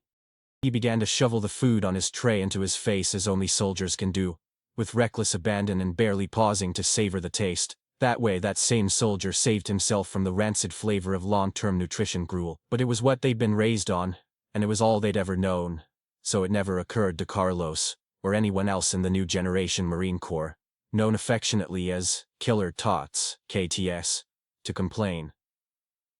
Why complain if you can't get better? The gruel they were eating was highly nutritious, and served to provide every vitamin and mineral that the legion of young fighters would ever need. It was cheap and easy to mass produce, but as it goes with things that shared the same qualities, it tasted like, and had the consistency of boiled toilet paper mushed up in a ball. When do you think we'll make the drop? Rox asked ponderingly, as he scratched at the pockmarks on his thin and sallow face. Everything Rox ever did was in a pondering fashion. Rather than make the decision and then do the action, Rox appeared to begin the action as he fought, and finally made a decision after he had done it. I dunno, Rox, but it better be soon. I can only take so much more of living under everyone's armpits like this. Terry grumbled back. He was about to say more, but he suddenly stood up rigidly and stared open-mouthed. Carlos looked up at him in consternation. Terry, you alright? Terry slapped Carlos lightly on the face and hissed. Shut up, you fuckwit! Blue bloods! Carlos leaped to his feet as well, and craned his neck to see over everyone else who had stopped to do the same thing. Blue bloods, humans who had been born naturally before the enactment of Protocol 223, were very rare indeed. Essentially royalty, they inhabited a strange unofficial stratum of human society sitting just above the new generations, those essentially grown like crops under the dictates of the protocol. Some said that they had an implant that meant that they could live forever. Others said that they were an entirely different species. All Carlos knew was that the ones he saw looked like they were made of stone and ice as they marched through the mess hall, the blue armbands catching the eyes of everyone as they passed. They never once looked directly at the mass of curious KTs that watched them, transfixed. They were gazing off into some unknown place where KTs couldn't go. They think they're better than us, Carlos growled in his head, surprised at his unexpected feelings of hatred and shame. He'd show them. He'd show them all. Everyone came back to life as the blue bloods left the mess hall. Carlos and Terry both sat back down, somehow exhausted. Rock hadn't gotten up at all and had stolen some of Terry's gruel while they'd been busy staring. The immediate bickering that began between the two gave Carlos the time to ponder his rush of feeling. He'd never been what anyone would call an emotional person. His interactions with other troops and his thinking process, up until this point, had been remarkable in their cold and logical methodology, in which Carlos decided whether the person he spoke to was worth more alive or dead. Terry and Rock were the closest thing to friends he'd ever had, and he felt strangely protective of them. And yet, he felt this strange hatred flow through him at the sight of the blue bloods looking down their noses. We're all human here. All units to battle stations. I repeat, all units to battle stations. Food forgotten, every single KT stood rigidly at attention before saluting. Whilst they had been casually socializing before, there were now machines that moved with precise turns and thumping steps. Get your battle armor on, Carlos thought to himself in a mantra-like fashion. Get your battle armor on, and you'll be fine. See then. Scout ship Monkey King. Andorran militarized zone. Shilin had been the first through the relay in a tiny cloaked scout ship, and her eyes had bulged with what she had seen. Planet crackers. Hundreds of them. All were arranged so that they would be covering each other. Shilin knew that given time, humanity could overcome this obstacle like any other that had been placed before them, but not without enormous cost. She could hardly believe it, but the client races had done it. They had built something that may just keep humanity out. This convinced her that resuming their place as masters of the Orion Spur was an outdated concept. They needed to adapt. They had been left in their suspension chambers for too long, and the rest of the galaxy had advanced too far for them to take control peaceably, too far for them to take control at all. This was a problem that could only be solved with careful diplomatic tweaking, and even then it was unlikely. The sad fact of the matter was that humanity was most likely the galaxy's boogeyman, and would remain so for centuries. Those poor mistaken fools. They didn't know what else was out there. Shilin called the board. There was a meeting in session awaiting the go-ahead, and she was the designated forward representative, tasked with considering the strategic implications of the attack firsthand. There is something I believe the board should see. Shilin began, speaking clearly towards the holovid that displayed her position on the board table. She quickly patched in the vid feed from outside the ship, showing the vast array of enemy emplacements that the human race was to overcome if they were to emerge supreme. There were gasps of surprise, perhaps some even going so far as to let their despair show to the other board members. That was unwise, Shilin thought. That's like dripping your own blood into a pool full of sharks. Impossible. Alexei spluttered. How could they have the resources to build something of this magnitude? We have underestimated our clients, fellow members of the board. She then explained. We have been operating under the assumption that they would just roll over and submit like dogs. We forgot that they came from us. They will not give up so easily, and they will make us bleed for it. I know that I have said this many times, and I will say it again. We need to explore diplomatic options. The galaxy has moved on without us. The original plan has failed. We need to adapt. There was silence, as everyone mulled it over. A voice spoke up from one of the lesser houses. Shi-Lin believed his name to be Frederick. How can we be sure that this will work? They are unlikely to trust us since the regrettable altercations between the Winchesters and the Karak. If they are as savvy as you believe, we will just be warning them of our intentions. We will give up what advantage of surprise we may have. At least they were considering it, Shi-Lin conceded to herself. Perhaps they could be convinced. We don't have an advantage. They're ready for us at the only point that we can reach them. There's no way around it. Our only option to avoid the deaths of millions of our own is to negotiate. We must enter the galactic scene once again as allies and equals, rather than masters. It's too late for the old plan. What happened to the Shi-Lin of old? Rumbled Androm Winchester, his piercing blue eyes clouded with disapproval and disdain. What happened to the warrior princess I used to know? Instead, before me, I see a mewling little girl. We have come this far to our goal. You are asking these fine members of the board to give up on their long-term investments in the face of a little bit of blood. Ji-Lin grimaced. Androm was appealing to the board's self-interest. It was obvious what he wanted. The Winchesters had been crippled by the Karak incident after the board had stripped them of what usable space they had taken in the interest of humanity as a whole. He needed to show the board how powerful Winchester House had become, but Shi-Lin knew that the greater good was what mattered here. And although Androm's words had swayed a great many members towards immediate assault, the vast majority favored a more deliberate approach. The motion carries. Shi-Lin, you will immediately travel to these planet crackers and attempt to negotiate with our clients on behalf of the board and the human race. The rest of the fleet will wait on standby should negotiations fail. I must commend Ji-Lin on her bravery, as there is no guarantee that she will ever return. Alexei intoned. Shi-Lin nodded, pleased with the outcome. Her life in exchange for millions, possibly billions. This was a gamble that she would happily make. Androm Winchester. Supercarrier Leviathan. Reclamation Armada. 1,000 kilometers from the new relay to the Andorran militarized zone. This was unacceptable. Completely and utterly unacceptable. They were tainted, all of them. It was the only explanation. The board was weak, and there was only one thing on Androm's mind as he stalked back towards his offices. The calamity isn't over. It was clear to him now. Oh, so clear. His mind dripped with venom as he considered the implications. This meant that every blue blood but him could be compromised. Compromised by the great enemy. The only ones he could rely on were the new generations. The ones who'd never been exposed to the twisted atrocities that were the hallmark of the Calamity years. He needed them more than ever. He was so glad that he had defied the board and maintained secret training facilities to grow more recruits. They were pure, untainted. They were the future. And the board. Well, the board was a part of the past.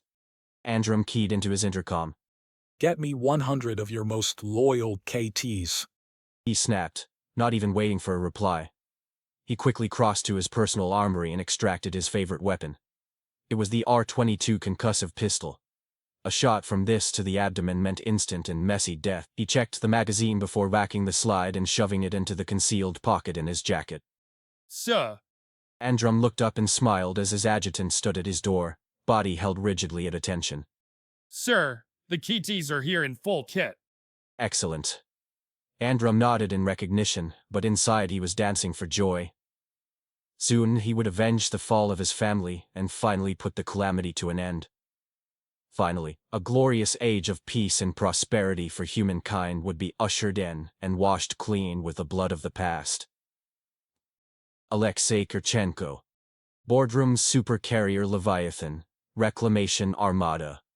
1,000 kilometers from the new relay to Andorran militarized space.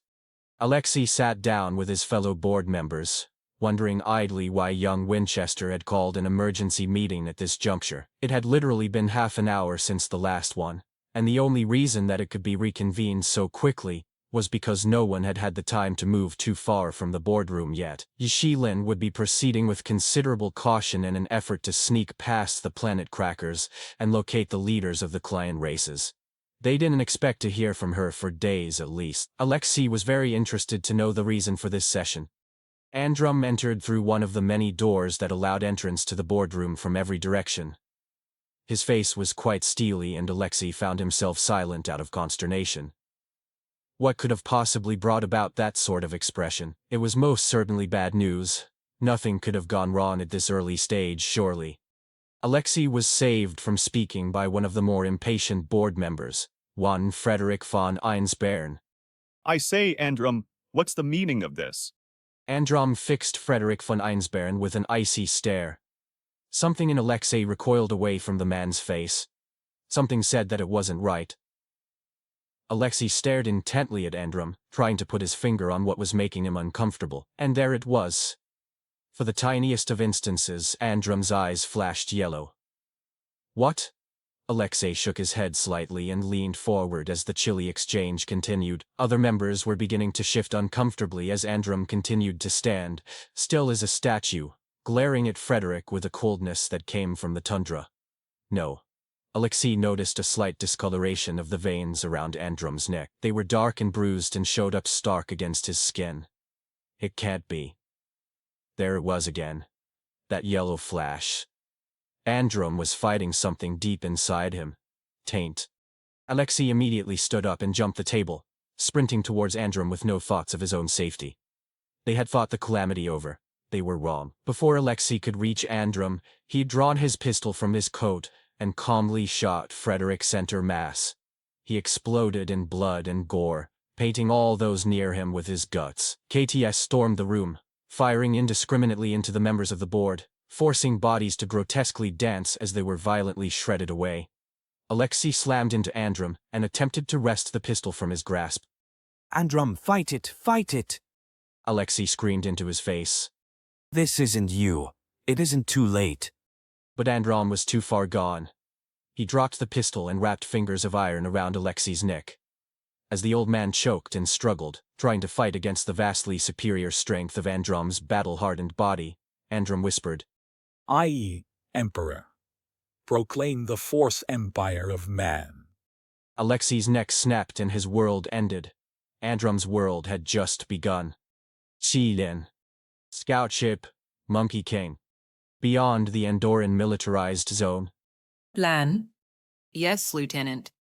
Jilin turned from her perusal of the latest intelligence on the leadership of the council races. Knowledge was power in all things. Nan? The lieutenant's consternation was clear despite her professional tones. I'm picking up hundreds of new signatures. It's the Reclamation Armada. They're beginning the assault. What? Jilin exclaimed. Let me see. She shoved the lieutenant aside and peered at the screen. There they were, the entire armada deploying from the relay. Already there were flashes of light as the two forces sent out fighters to harry and harass the other. What on earth were they doing? This wasn't the plan. This wasn't the plan at all. Jilin crossed to the Holovid station and attempted to contact the board directly. Nobody answered on the first trial, which in itself was highly unusual. Panic coursed through her veins as Jilin fought through the potential ramifications. Why weren't they answering? What the hell had happened? Come on, come on! She muttered as she tapped the call button over and over. On the fifth try, she was answered. Androm Winchester's stony expression filled her vision as he glared at her. Androm, what's going on? Why are you attacking? There's been a change of plans. We'll need you to return to the carrier to be properly debriefed. Androm's eyes flashed yellow and Jilin froze. Androm, I'd like to be put through to the rest of the board. That won't be possible. Why not, Androm? What have you done? Jilin, this is a battle. They have responsibilities to take care of. Androm. Jilin whispered. What have you done? Inside she was screaming. This wasn't Androm anymore. He was tainted. Odds are the entire board was either wiped out or tainted too.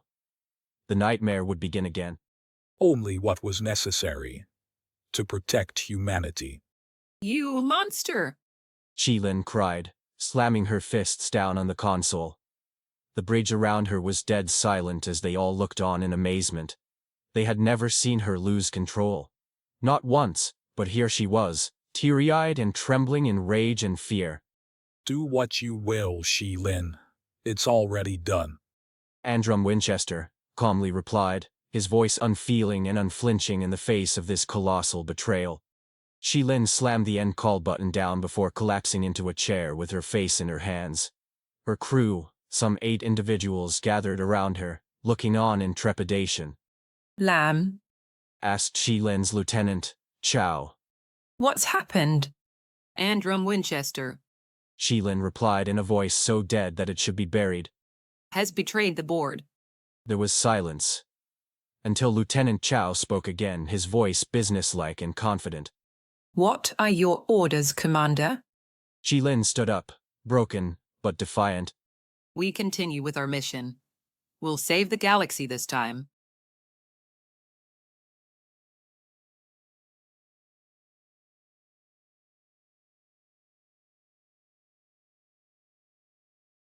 Elder Race Part 6. Blood upon the Risers. Carlos. Boarding craft 666, aka Beelzebub. Point of origin, troopship Remember Shanghai. The push through the Andoran militarized zone. Orders. Take and hold the bridge. Status. In transit. Carlos shook and shuddered in time with the ship as it bounced its way across the vibrant display of lasers, photon lances, and ultra-accelerated tungsten shells. Normal tactics in a normal battle were for the fighters to disable point defenses whilst capital ships kept the big guns busy, leaving it to the boarding parties to smash down the gates. Carlos had known from the start that this wasn't a normal battle. This was a clusterfuck of the highest proportions. It was so big, there was so much going on, that Carlos's battlenet couldn't take the strain. He'd had to switch to the squad battlenet and stay there. He had no idea what was going on out there. Good or bad, Carlos just had to do his job. Beelzebub shuddered again as something detonated too close to comfort. The pilots wouldn't tell them what was going on. No information on how many of their fellow boarding crafts were left. No information on how many enemy craft were left. It was bad for morale. The Marines traveled in their own pockets of calm, inside each of their own tiny boarding torpedoes. Each boarding craft held 60 torpedoes. Each torpedo held 1 Marine. When the boarding craft got into range of the intended target, they'd fire their payload of Marines at it. The Marines would fly like devils, and hope to hell that the capital ships and fighters had done their job properly. If they hadn't, well, a Marine would either get smashed into mush on the ship shields or get shot out of existence by point defense lasers. The life expectancy was not long. Carlos's heart was beating over time so hard that he felt his chest go tight with the strain. He needed that cold, that killer instinct that everyone knew him for, but he couldn't find it. He was just a scared kid alone in a tiny space as the monsters fought each other out in the black. He was so sweaty and so bent out of shape that his battle armor started to send him queries about his health. Goddamn, he was a professional. Goddamn! He was a professional. Goddamn. Goddamn. Goddamn. Goddamn. God-D. Hey, Carlos, you okay in there, bud? Carlos's heart nearly stopped there and then. There was someone else in here, in his pod. Oh Jesus, that wasn't right. Oh Jesus. Oh Jesus. God damn. Carlos, buddy, talk to me. It was the Sarge. He can see our heart rates on his battlenet, Carlos realized to his everlasting shame. Sarge knew. That snapped Carlos out of it like nothing else could. Shame. He'd never live it down. I'm okay, Sarge. Carlos gushed in breathless bursts. I'm, okay. Well, okay, boyo. That's all I wanted to know. Sarge said knowingly. I gotta check up on everyone. Make sure you're all tip-top murder machines. He clicked out of the private comm and started talking over the squad battlenet. Pilots are telling me we got 5 minutes till we're in range.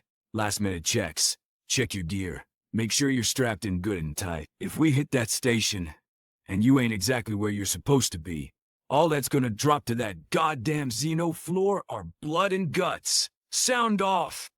Each Marine shouted his name like a madman, the adrenaline making the voices as shaky as they came. Carlos! Carlos screamed, a little too loud, a little too shrill. Terry and Rock did the same. There were collective chuckles all around at the state of the newbies. We all ready? Am I loud and clear, Marines? Came the Sarge's voice, loud and demanding. Yes, Sergeant. Came the reply. What are we gonna give 'em? No mercy. How long are we gonna live? Forever. That's my boys. Lock and load. T-minus 1 minute. I'll see you on the other side. Nobody else spoke, but the Sarge started playing some old marching song through the battlenet. Carlos had to admit it was an interesting, maybe misguided, choice. It was all about an ancient paratrooper losing his life in the air, but the driving rhythm got to him, and he found himself singing along as if it was a battle chant.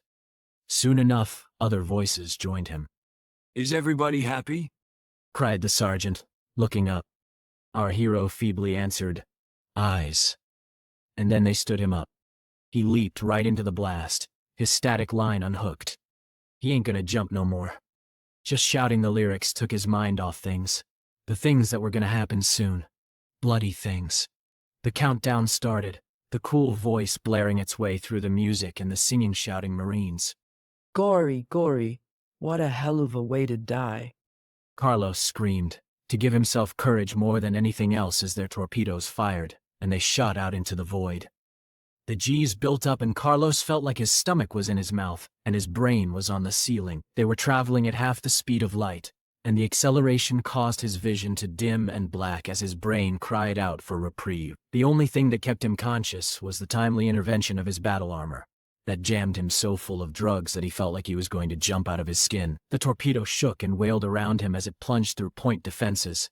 Carlos fought back against the fear with everything he had. He screamed and shouted and stamped to keep the blood in his brain and the fire in his belly, and then there was impact. The torpedo fired off forward thrusters at the last possible second, slowing the screaming hell bullet that was Carlos just enough so that he wouldn't be reduced to red mush when he hit the enemy hull. He jumped and shuddered about in his harness as it ate through the hull, the reinforced teeth grinding away at the thick hull alloy. The grinding stopped. The floor fell away and Carlos dropped to the floor, nimble as a cat and ready to kill. He was greeted by Andoran and Karok fighters, their rifles up and already firing as he fell. Several shots glanced off his personal shields and Carlos fired wildly in response, using his superior speed and strength to his advantage in the face of greater numbers. He jumped and weaved and dodged and ran and smashed and shot his way amongst the group. He never gave them a clear shot. He could hear his trainers screaming in his head. They get a clear shot, and you're dead. You're dead, you hear. If you're in the open, never stop, never falter. That's how you live. The fight lasted barely 45 seconds before Carlos had downed all 5 of his opponents. He stood breathing heavily over the bodies, trying hard to register what he'd done as Xeno blood dripped from the stock of his rifle. He keyed into the battlenet. This is Private Carlos. Anybody out there? He was met with nothing but static. They'd blocked off all unregistered comm signals on the station, which was basically standard practice. Every Marine was going to converge on one location anyway, and that was the bridge. All he needed to do was find a terminal and hack it with his suit. It would give him the layout of the station. Every other surviving Marine would be doing the same thing. Odds were he'd meet them on the way, if he survived. Carlos set off at a jog, his rifle up and ready to wreak havoc on any unlucky Xeno that he managed to find. He crossed quite a few, and they were in such a state of confusion that he gunned them down with little ceremony or fuss. He found a terminal after a little searching. There was one every 200 meters or so along the endless main corridors. He allowed his suit to connect and watched as the percentiles ticked down until he had the completed maps. Carlos's head snapped up.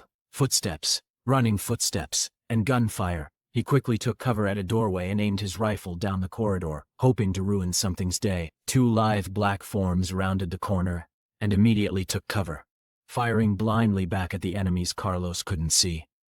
Bright tracers and laser rounds peppered the walls as they flew past as the Xenos sought to pin the 2 down. There was a ping as the download completed, and Carlos raced down the hall to back up his human comrades. Friendly coming in. He shouted, even as one of the combatants whirled and shoved his weapon in Carlos's face. There was a moment frozen in time as he tried to recognize Carlos with only his voice to work with. Carlos? Hey, Terry. Rock's here too. I got maps. This is turning out to be a walk in the park, Terry said brightly, and was most likely beaming inside his battle helmet. He continued to fire bursts down the hallway as Carlos checked his maps for an alternate route. Judging from the amount of projectiles and light bursts being thrown at them from that particular hallway, there was no way through there. Terry! Carlos shouted above the noise. Terry, I have an alternate route. Frag 'em, and let's go. Roger! Rocks! Lay down some claymores. We're bugging out. Aye, aye. The three sprinted down the hallway, pursued by the sounds of detonations and Xeno screams. That was the frags, although they weren't really frags. The human armed forces hadn't used actual fragmentation grenades for a long time, preferring to use plasma grenades that essentially burnt their enemies to a crisp or caused their internal organs to combust with the shockwave. That hadn't stopped Marines from calling them frags, something they had done for thousands of years. Old habits die hard. Left! Carlos shouted, and they rounded the corner in formation, rifles up and moving smoothly. It was clear, but it wouldn't remain so for long. Odds were that the Xenos were struggling to contain the humans as they were so spread out. But as they got closer to the bridge, and everyone became more and more condensed, the fighting would get fiercer and more desperate. Control of the bridge meant everything. There was a slight movement to Carlos's left, and he barely had time to react to the vibroblade that whispered past his face. Oh shit. Vibroblades could cut anything except other vibroblades. They vibrated at such a frequency that they could go through reinforced steel and titanium alloy like a hot knife through butter. Carlos might as well be naked, his armor and shields next to useless. His dodge was met with a burst of sound from his attacker that made his vision swim and his legs buckle uselessly. Andoran shriekers. Of all the luck. Shriekers were a subspecies of the Andoran race that had evolved as solitary predators. Whilst the wider Andoran populace were omnivores, Shriekers were pure carnivores. They were stronger, faster, and far more agile than their Andoran kin. But their relatively low numbers, slow reproduction, and fairly poor social skills meant that they had always essentially been the number 2 in the Andoran homeworld. Now they served almost exclusively as Black Ops soldiers and killers for hire. And they were damn good at it. A kick, reinforced by the Shrieker's own battle armor, sent Terry spinning away uselessly, and it leaped over rocks to deliver the killing blow to Carlos as his vision still swam. Carlos could only watch as the blade descended towards his face. At least it would be quick.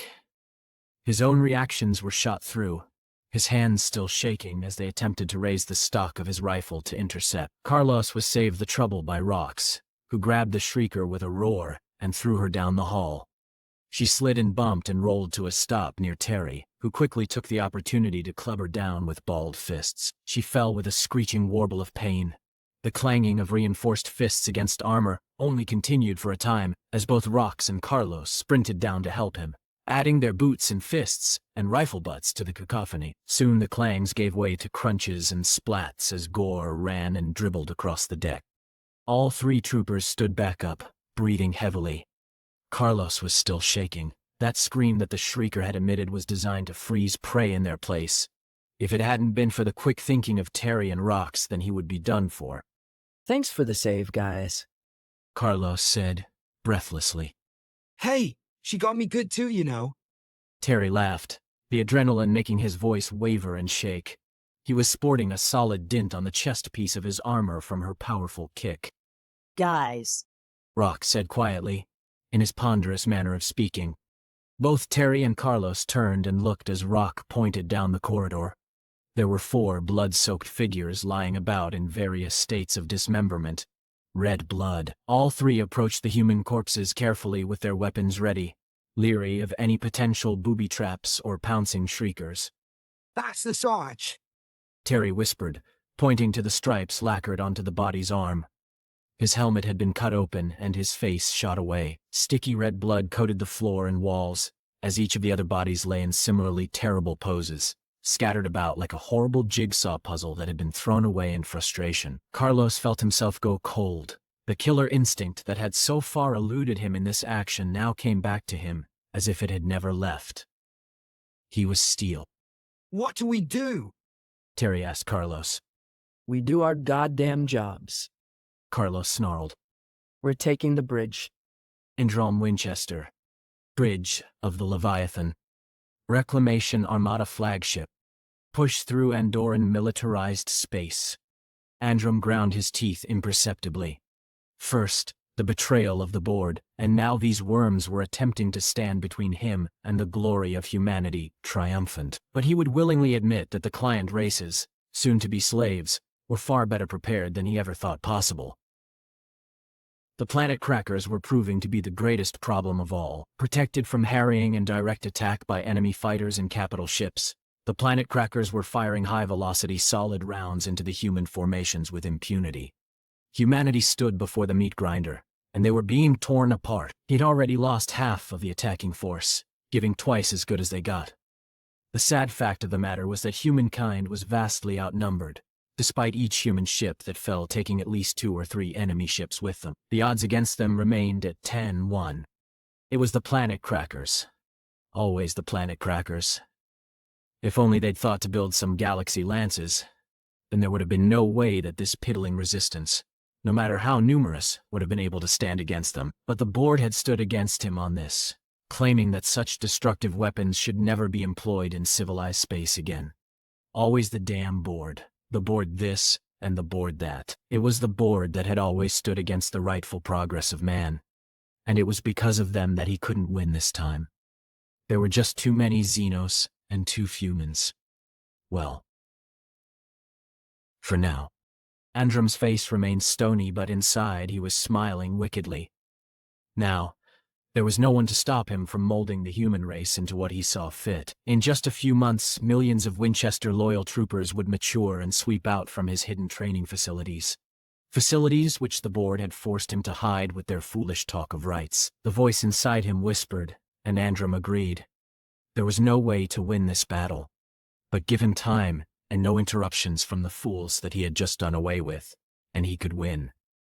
He could burn the new human empire into the stars. All this battle was meant to do was to galvanize the younger generations into seeing things his way.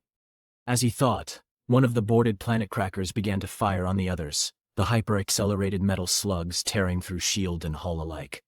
The Xenos faltered as one of their most powerful weapons turned on them. An average commander would have used this as an opportunity and leaped to his own destruction.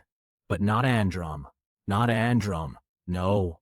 One planet cracker, even manned by humans, would die under the onslaught of 100 Xeno ones. This was the perfect cover for retreat, nothing more.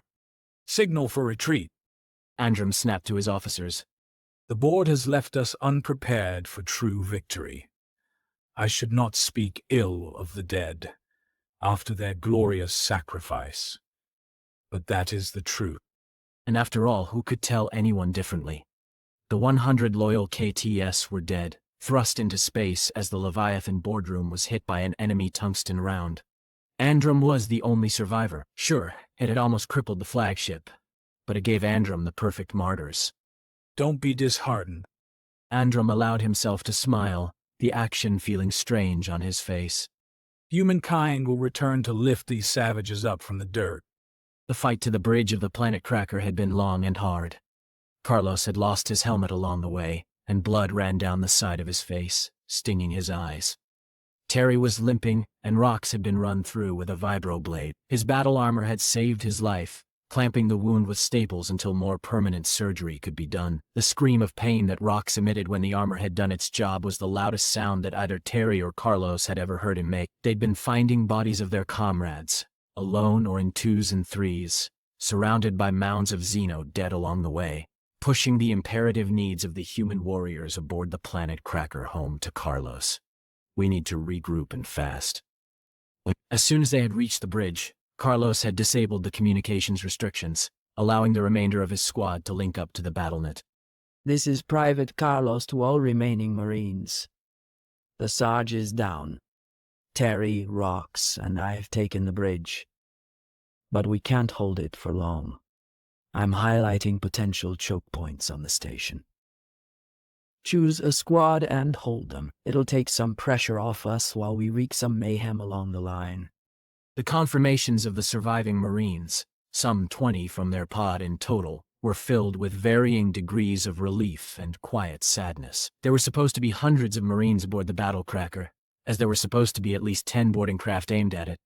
It appeared that only Beelzebub had made it through. The Marines, trained to take up leadership roles as soon as necessary, quickly formed into squads based on proximity to each other and the objective. Carlos watched on the battlenet as they hoofed it to the choke points, hoping against hope that they didn't get taken out along the way. Carlos was no fool. This battle was already lost, but there was nothing else to do. Attempting to get off the station and retreat in a battle of this magnitude was akin to throwing a small fishing boat into a tropical cyclone.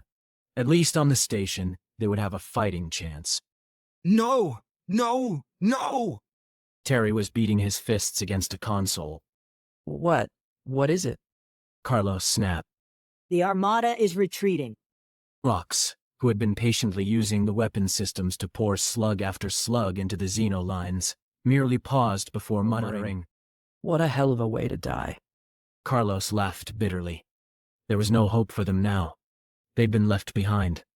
Already, Xeno boarding parties were heading towards the planet cracker that had dared turn against its brethren.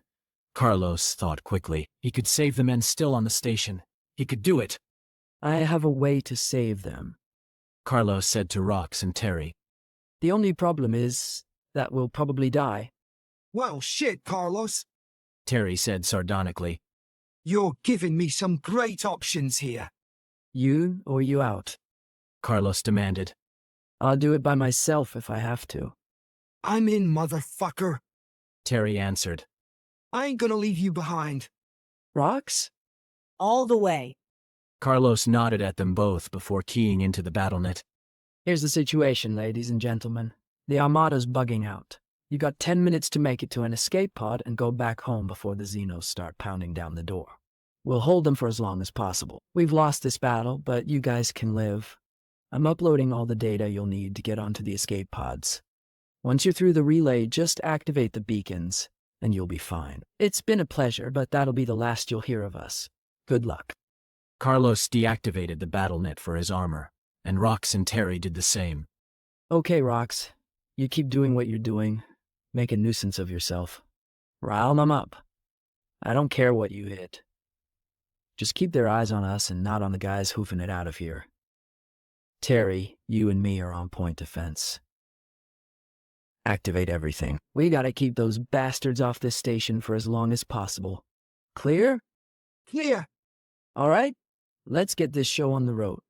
The space around Carlos's planet cracker lit up like a light show. Every single piece of weaponry on the station opened up at the same time, plowing down ship after ship after ship. It was a serious drain on the station's resources, and this level of covering fire wouldn't last more than 15 minutes. But that's all they needed. They just needed to hold out for that long as the three friends' fingers danced across consoles and jammed down on ignition switches. Missile after missile, round after round, poured non-stop until barrels overheated and power levels ran low. The end was nigh. Corporal Stevenson. Escape pod. In transit to human territory.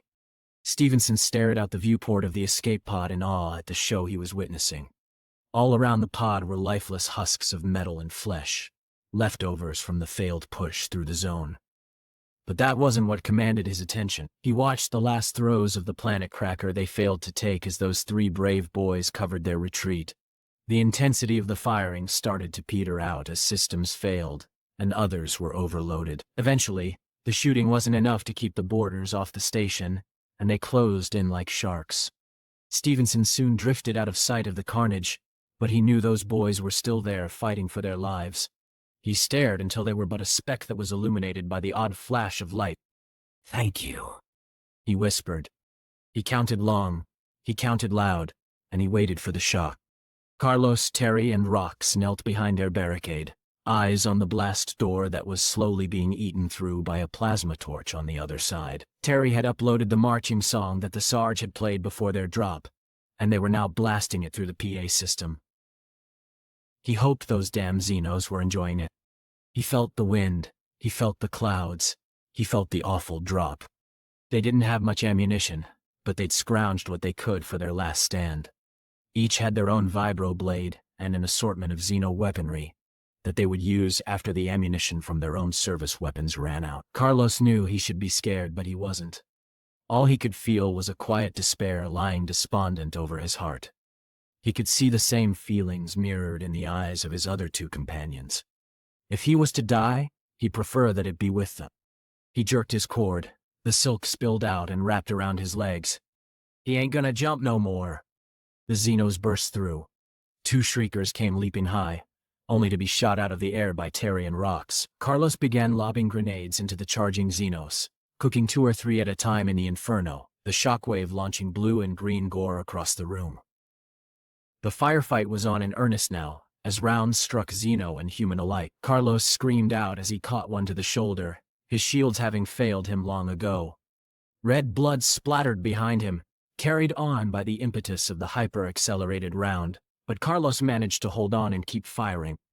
The risers wrapped around his neck, the connectors cracked his dome. Terry was engaging hand-to-hand with 2 shriekers. He screamed in rage as he backhanded one wildly, its face crunching and the body falling limp.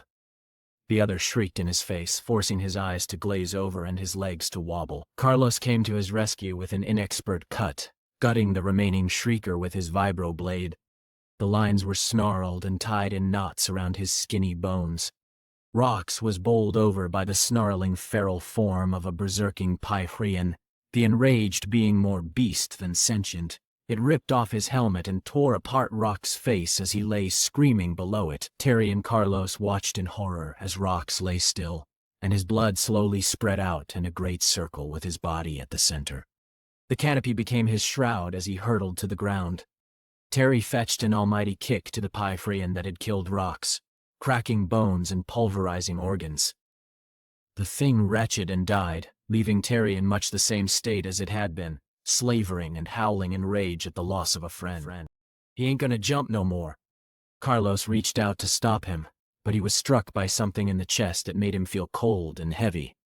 His legs gave way, and he crumpled to the ground, his strength leaving him all at once. He lay there, his vision fading, as he listened to Terry go about his last stand with the desperation and rage born from imminent death. Gory, what a hell of a way to die. Gory, what a hell of a way to die.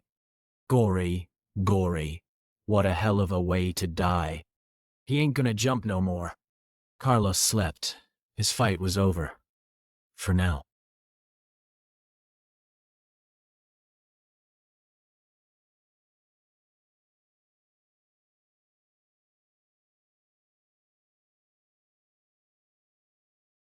Elder Race Part 7, Seeds Best Planted. Dmitry Kirchenko.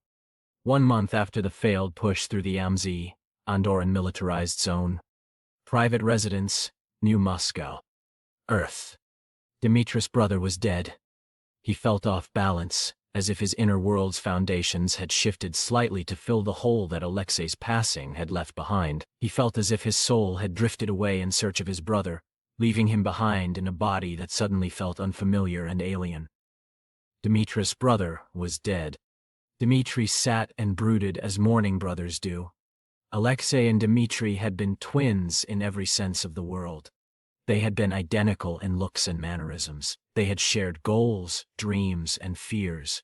They had even shared women. They had been together for centuries, slowly grinding towards the ascendancy of Kirchenko House, biding their time and hoping for peace. They had both seen the awakening as an opportunity to heal humanity. Despite being forced to enact Protocol 223, they had hoped the quick recovery of human numbers would stimulate a resurgence of human culture, to create a new era of peace. The new generations were to be the future of everything. They were to be the new beginning. They were to be free of the Taint's curse.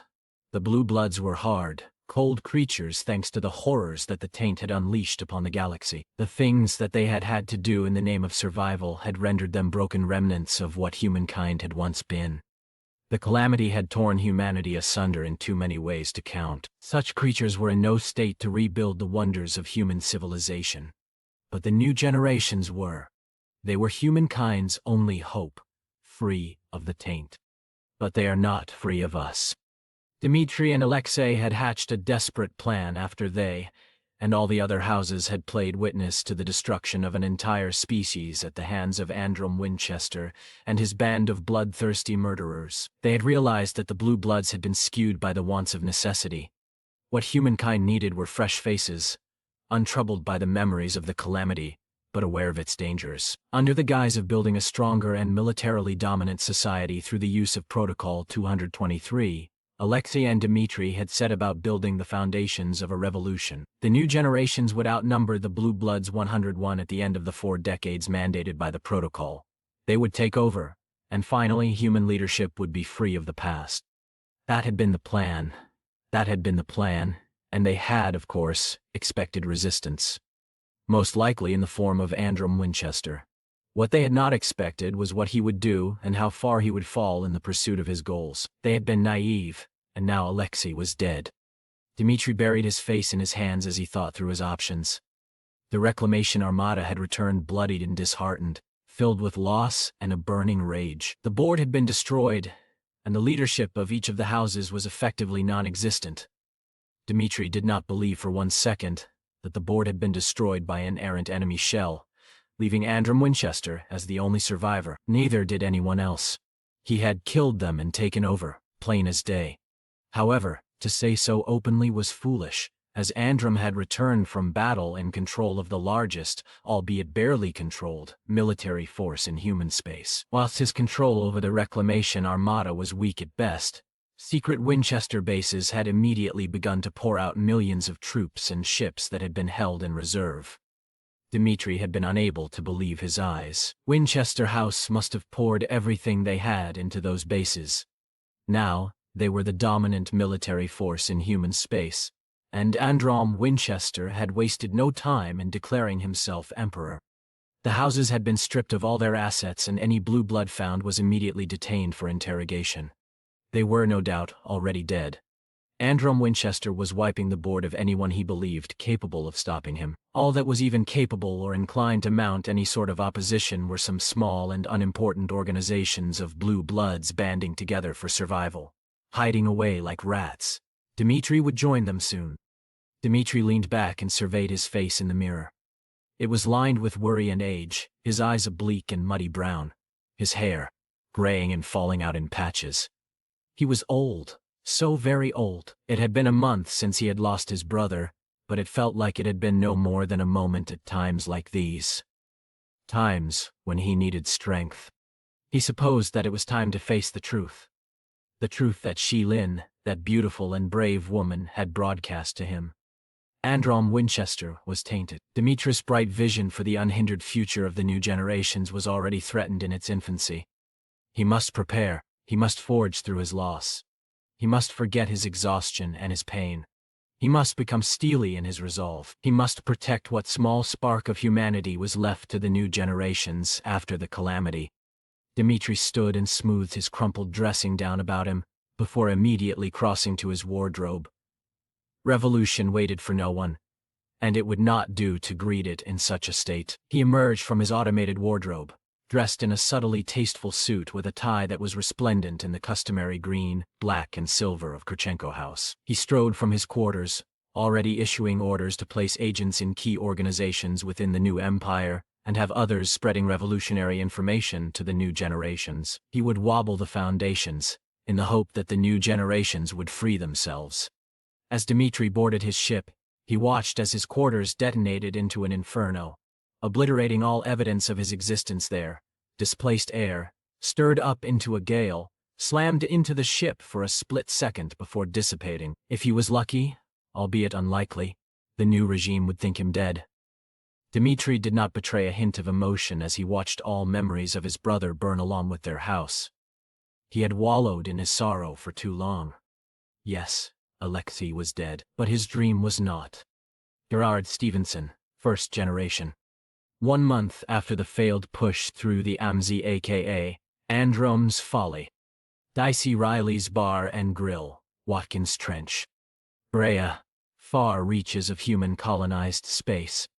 It was a bar like any other. The walls were made from an assortment of concrete, brick, and steel.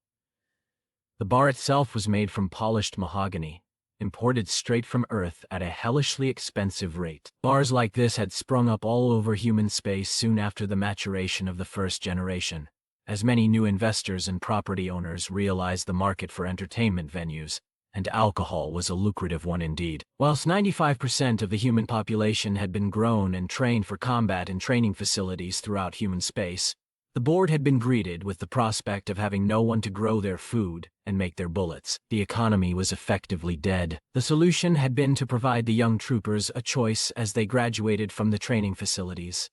Stay on as an asset of the military or transfer over to the civilian realm, where they would work on the farms and factories until they acquired enough to start their own businesses if they so desired.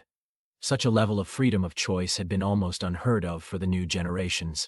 Many had jumped at the opportunity. Others, like Gerard Stevenson, had not. The opportunity turned out to be a bit of a red herring. The houses had maintained tight control over the economy, subsidizing essential industries for the war effort, and ensuring that they were the ones who profited the most. Despite the rapid transformation from nothing to an economic megalith that took place in human society, the vast majority of property and land had been owned by various blue bloods, whilst the new generations had been forced to scrounge and fight for jobs just to get by. That is, until Androm Winchester started to run things. The blue bloods had started to disappear one by one, giving many members of the new generations the opportunity to take their place. Whilst this may have been a welcome change to many of the new generations, Emperor Androm's tight grip over humanity's day-to-day life was becoming more and more draconian by the week, a gradual change that was not lost on the inhabitants of the bar. They had been hungering for freedom since the day they learned it even existed, and just when they had it, it had been snatched away by Androm Winchester and his thugs. Jared, formerly Corporal Stevenson and veteran of Androm's folly, gulped at his beer as he listened to the weary talk around him that seemed to quietly simmer with dejected resentment. He was a sergeant now, having been promoted thanks to the huge losses that the Reclamation Armada had been forced to endure at the hands of blue blood incompetence. Sure, that bloody Winchester had cleaned up the place a bit when they'd all come home, but he'd also been the one who had ordered the attack in the first place after the board had been jettisoned into space. Some said that Winchester had killed them, and some said that the boardroom had been hit by a planet cracker slug. Either way, Gerard didn't care. All that mattered were the millions that they had left dead at the AMZ, floating in a graveyard made from torn metal and frozen flesh. He and Private Molly O'Reilly had been the only ones to make it out of the planet cracker they had been sent to take. Molly was a brave and fiery woman. Her hair was like flame, and her eyes were as blue as the sky back on Earth. Gerard was an ebony-skinned giant with deep brown eyes. They made an unlikely duo, but their experiences at Androm's Folly had made them inseparable. Experiences that they had only just survived thanks to the sacrifices of 3 Marines who had been little more than boys at the time of their deaths. Gerard would always remember their names: Carlos, Terry, Rox. Their deaths should not have been. If any of the new generation's members had had any say, no one would have died that day. They never would have been foolish enough to go in. It was obvious that they were outnumbered 10-1. Superior tech and training didn't mean shit if you were outnumbered by a margin like that. Throw planet crackers into the mix, and you had what many would call an unwinnable situation, and what others who were less refined would call a fucking massacre. The new generations did all the work. The new generations did all the dying. The new generations deserved to have a goddamn say. They were worth something. Our lives matter. What we need is a republic, Gerard said loudly, surprising himself and everyone else around him. For a moment, Jared found himself in a pocket of eerie calm as he and Molly sat across from each other, and Jared loudly exclaimed a word that nobody had really heard before. The fuck is a republic? Molly asked, as the conversation around them started up again. I heard some blue blood talking about it on the way to the AMZ, Gerard admitted. It's a system of government. All of the humankind used to operate with some variation of it. Basically, everyone gets an equal vote, and they elect a leader who does what the people want. That way everyone gets a say. We'll all actually mean something. Molly looked at him with incomprehension. No way that any of the blue bloods will let that happen. We outnumber them like 100 to 1. No leader will ever look out for them again. Exactly. Gerard smiled, his teeth a blazing white against the darkness of his face. We outnumber them 100 to fucking 1. Majority fucking rules, Molly. No more control. No more needless blood. We'll get what we need. We'll be able to do what we want. The fuck are we fighting the Xenos for? 'Cause the blue bloods say so, that's why. We're pouring all our resources into a fucking pipe dream. Gerard's voice gradually started to get louder as he got more and more impassioned by the concept. The conversation around his table once more dimmed as more and more people began to regard him with interest. He didn't notice. So rapt was he with his conversation with Molly. You and me are only alive today because 3 new generation boys fucking killed themselves so that we could make it out. Out of the 60 Marines that smashed into that damn planet cracker, it's just you and fucking me. That arms is red with new generation blood. I don't see no fucking blue. We need a government that fights for us, rather than treats us like fucking disposable slabs of meat that they grew out of a test tube. We're worth more than that. Our lives fucking matter. The bar was silent as Gerard's impassioned rant came to an end. Gerard looked up as well, surprised at himself and his effect on the crowd nearby. For a moment he had been lost in two distinctly different places. He had been remembering the hellish escape from the planet cracker, and the final light show that had marked their saviors' graves. He had also been lost in a vision of the future, where birth didn't mean shit. The juxtaposition had torn at him. Suddenly he didn't want to be here. He wanted to be somewhere quiet where he could think. His eyes met Molly's, which were crinkled in concern. He needed to be on his own. I gotta go, Gerard said gruffly, pushing himself up from the table with a screech of metal on timber. I'll see you at home. Molly watched him go as he pushed his way through the bar. As Gerard stepped out of the bar, he was immediately struck by the cold of the nighttime streets. Brea was a newly colonized world that had been taken by the Winchesters during the Karok War. Cleansed of its original inhabitants, the world was just recovering from the quasi-nuclear winter that had been induced by the bombings, thanks to some high-end terraforming techniques that Gerard had no hope of understanding. He pulled a cigarette from his front pocket and lit it, taking a deep drag. It calmed him a little, making the flashes and shrieker screams retreat for a moment. God damn! He hadn't had a chance, had he? Born a soldier, be a killer. There's your medal, sonny. God damn. He was leaning against the wall at the lip of an alleyway, lost in a haze of cigarette smoke and bitter memories when he heard a murmur behind him. I heard your rant in the bar. The voice was muffled, and Gerard could barely hear him. Congratulations, buddy, Gerard said antagonistically, turning to confront the murmurer in the shadows. He was brought up short by something jabbing him in the ribs through his coat, something decidedly knife-like.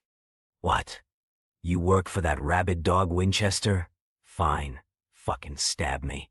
I'll kill you before I die, though. I fucking will, snarled Gerard. I don't work for those bastards any more than you do. The knife is just to make sure you don't turn around. You don't turn around, you don't see my face, and Mr. Knifey here goes away. There was a pause. What do you want, then? Gerard asked, facing straight ahead and straining his ears to catch a hint of who his attacker was. I just want to give you this. A data stick slipped into Gerard's hand. He raised it to his face to inspect it more closely in the dim light of the street. What is it? It's everything. Open it up and you'll see. The calamity, the blue bloods, everything. I'm leaving now. Don't look back. Gerard didn't look back as the footsteps receded behind him. He stared at the data stick as if it was the answer to all of his questions, because it was. Vildaisy Concori. 1 month after Androm's folly. Human containment facility. Ildor, Andora's second moon. In the entire history of the human conflict, the Council had only been able to capture 2 individuals, only one of which was an actual combatant. One was a sweet and kind individual who had saved Vildaisy's life when she had been taken by Tenari pirates. His name was Adam, the other was a mystery. He had not spoken a word since his internment, despite the translator that had been implanted in his brain during his healing phase. That did not mean he was uncooperative. He obeyed orders and went about his daily routine robotically, with little or no fuss. It was as if everything that had made him was asleep, leaving his empty shell to operate on autopilot until his soul deigned to return. Right now he was running. He had been running for an hour and a half now, traveling at speeds that varied from barely more than a walk to a sprint that seemed to even outpace a shrieker's graceful dash. Sweat made his limbs and torso slick and oily, causing the ridges and imperfections left by scars to shine in the light of the containment facility's yard. He was a warrior, of that Vildasi had no doubt. His body was an ugly mass of muscle and power, etched in painful scars and tough calluses. Vildasi's instincts screamed that he was dangerous in her innermost places, primal places that would never see the light of day. Her mind knew that he was dangerous. This specimen had been recovered after the great victory at the Amzi. He and 2 others had held the bridge of a battle station against impossible odds, inflicting untold damage to council equipment and personnel. Just 3 humans had systematically destroyed 47 boarding craft and indirectly murdered 357 council marines. Directly, the 3 had killed 16 troopers to hold the bridge. This human before her was the only survivor of his species on that station. Vildasi herself stood behind 4-inch thick impact-proof glass.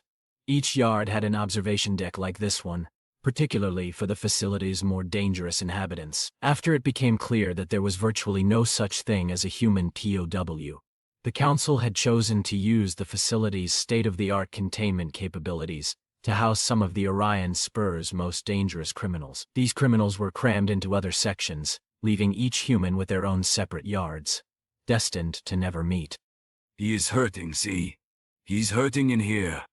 Adam tapped his chest. And he's broken up here.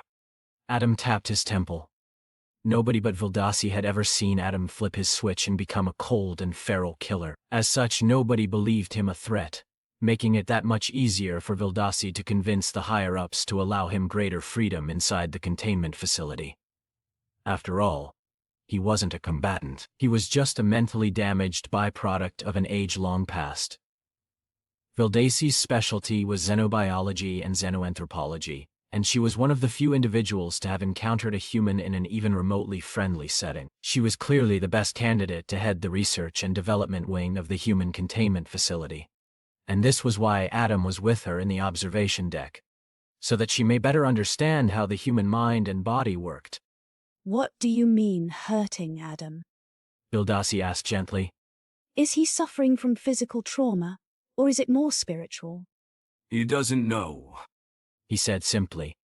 Doesn't know what, Adam? Anything. He doesn't understand. He's scared and alone and he's lost. I have to help him. Adam went to the reinforced door that led into the soldier's yard and attempted to open it, unaware that only Vildasi's keycard would open it. He rattled the door handle for a moment before giving up and turning back to Vildasi, a silent plea clearly present in his eyes. Why do you want to help him, Adam? You don't know him. You don't know how dangerous he can be. Vildasi said. I can't let you in there. It's against the rules. I want to help him because he is hurting. That's what it means to be human, before the bad things made us what we are. Please, friend Vildasi. Adam pleaded. Please, let me help him.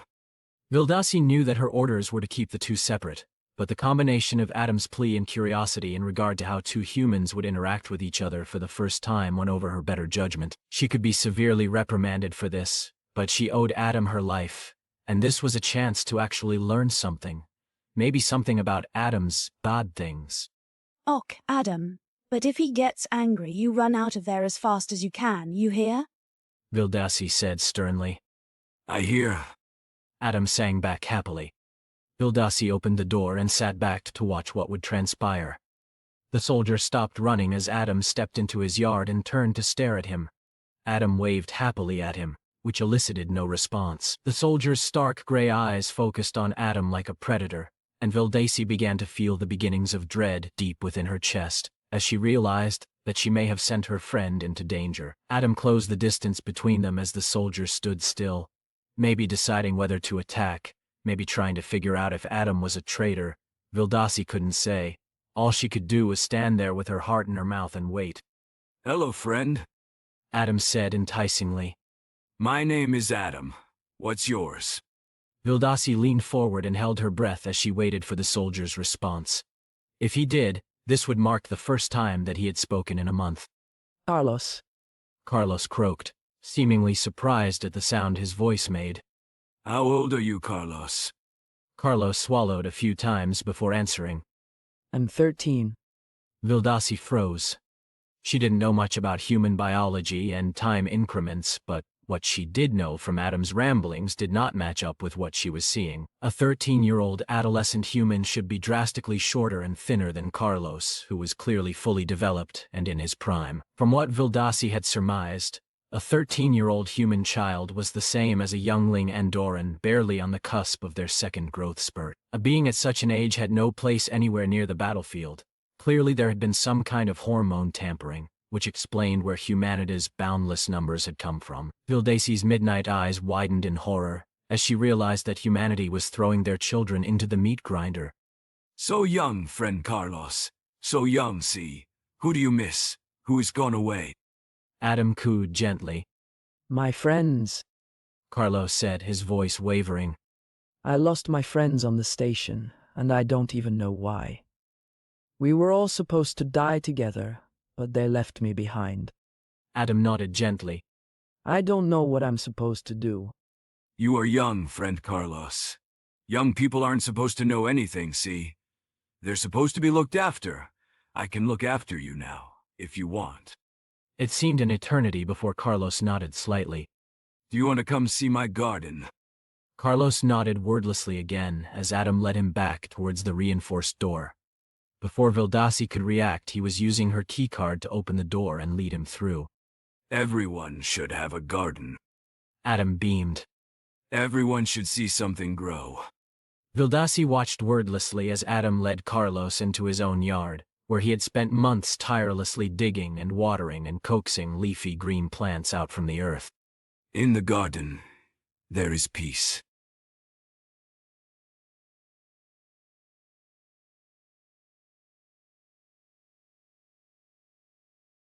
Elder Race, Part 8, Our Fall. Shilin. Council Station. Andorran Space. 57 days after Androm's folly. Shilin sat calmly upon her seat before the council. The three major races of the council were present, as well as every other representative for the member races. They sat facing her in a loose semicircle, with the rest of the vast enclave filled with an eclectic mix of member races. From what she understood of the government structure of the council races, there were three powerful members who served as administrators and dictators in times of strife, whilst most major decisions were left to the votes of the member races. Shilin felt a surge of pride as she looked upon them all. This was humanity's doing. These were the seeds that humanity had sown in fertile ground. She had spent a month in her stealth ship researching the various characteristics of the races arrayed before her. Here were the Borst, calm, clever, and peace-loving. They were masters of scientific advancement and innovation, easily recognized as the technological powerhouse of the council. There were the Pyrians, who were loyal, hardworking, and brave. They were pillars of strength for the council. When all else crumbled and fell, it was the Pyrians who would stand as a bulwark for their allies. There sat the Andorrans, sly, slippery, and focused on the greater good. Their agility could be applied to their combat, political, and economic prowess. There was an endless sea of others behind them, each a representation of the best that their race had to offer, each a symbol of the greatness that humanity could achieve. Shilin's eyes fell on the Karak delegate, her scaled features twisted into a vision of hate. Shilin's pride in human achievement was immediately snuffed out. Where the others were a symbol of greatness, she mused, there stood the symbol of our failure. Our evil. Despite the fact that it was Androm Winchester and his house of killers who had committed countless atrocities against the Karak people, Shilin was under no illusions as to where the fault truly lay. They had allowed one madman to single-handedly destroy an entire species. Humanity as a whole was at fault. However, it was a debt that they would pay at another time. For now, they had a greater purpose. The taint had returned, and it had to be stopped. I must say, I am curious as to why you are here Shilin of humanity transcendent. Croaked the old and withered Andoran who sat before her. Your reclamation armada was stopped in its tracks. Your attempts to subdue us or exterminate us have failed. The only reason you are here and not being thrown into the nearest star is our desire for knowledge. We will not accept any terms of surrender. We will not accept a treaty of any kind. If diplomacy was your intention, I would advise you to abandon it forthwith. Your sole purpose inside of this enclave is to answer any and every question posed to you by the Council with truthful sincerity. If you do not do so, if you resist in any way, you will die. Do I make myself clear? Jilin regarded the old Andoran with a calm and steely eye. Despite his appearance, Jilin had outlived him by centuries. She was so old that keeping track was an exercise in futility. His attempts to frighten her into submission failed to impress her in the slightest. She knew who he was. His name was Arkutu. He had served his people faithfully for 45 years. He was the reason that the Ams existed. While she was not impressed with his attempts at intimidation, she was impressed by his political and diplomatic acumen. He had built a wall that kept humanity out. That in itself was amazing. I understand, Counselor Arkutu. I will do my best to answer any questions that you may have. But it's also time for me to tell you a story that is very pertinent to your situation. Believe it or not, humanity is not united in the pursuit of your conquest. That desire lies at the feet of a single man who has fooled an entire species. We believe that you would need to be guided along like children in the pursuit of greatness. I see now that you do not need us. We all see it. It's different now. We need you to save us. The Karak delegate surged to her feet. You'll be damned. You'll all be damned before we help you. Billions of lives lie at your feet. The Karok will see your filth wiped clean from the galaxy before we lift a single finger to aid you. You are our enemy. Shilin nodded gravely. As it should be. You represent our greatest failure. We failed to stop that man then, and now it is too late. We will owe the Karok people a great debt until the end of time. But I'm here to tell you of a far greater threat to the galaxy at large. There was silence for a moment. Explain yourself. Breslavis, Drigla's successor to the Bourse delegation, crackled through his face mask. Jilin crossed her legs and brushed at invisible dust on her deep blue pant legs before continuing. Have any of you ever heard of the Calamity? Carlos. 57 days after Androm's folly. Human containment facility. Ildor, Andora's second moon. Carlos had never known tranquility like this before.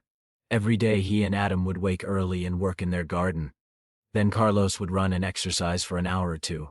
Then it was back to the garden. Sometimes they wouldn't talk for days. Other days were filled with Adam's garbled and joyful accounts of events that Carlos couldn't begin to understand. Partly because Adam made no sense, partly because Carlos had no context with which to view them. For Carlos, the very idea of peace was a novel one.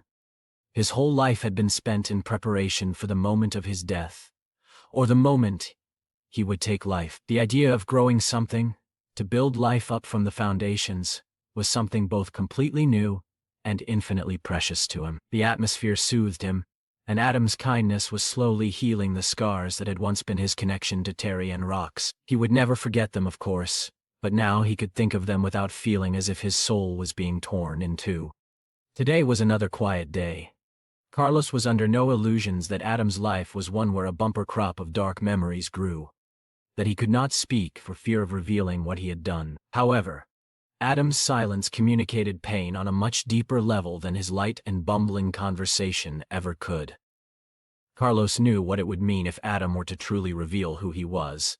It would mean the end of all this. Despite their greatest efforts, both Adam and Carlos were merely two swords dreaming of being plows. Carlos? Adam asked tentatively. Yeah? Carlos replied, pausing from his weeding to look at Adam in surprise. Today was a quiet day. Adam did not talk on quiet days. Do you know about the bad things? I have here documents and historical accounts that will prove every word I am about to say to you as the unequivocal truth. Shilin began. These were sealed away from even our own people after the awakening, so that the knowledge of these events would not taint the new future we were about to build. We now know that this was a mistake.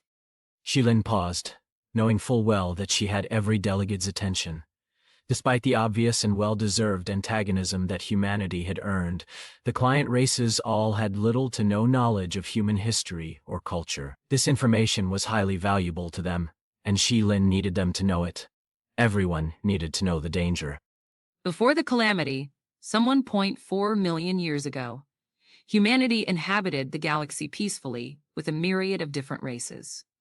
When I say peacefully, I omit the occasional border disputes and petty wars that so often flare up between neighbors. We were peaceful in the way that any conglomeration of races was peaceful, without any significant loss of life due to violence. This was, of course, before the advent of a parasitic organism, colloquially known as the taint, a parasite that could bend the host's will to be subservient to its own. This organism could exert control over sentient beings in one of two ways: either through microbial infection or through psychic assault.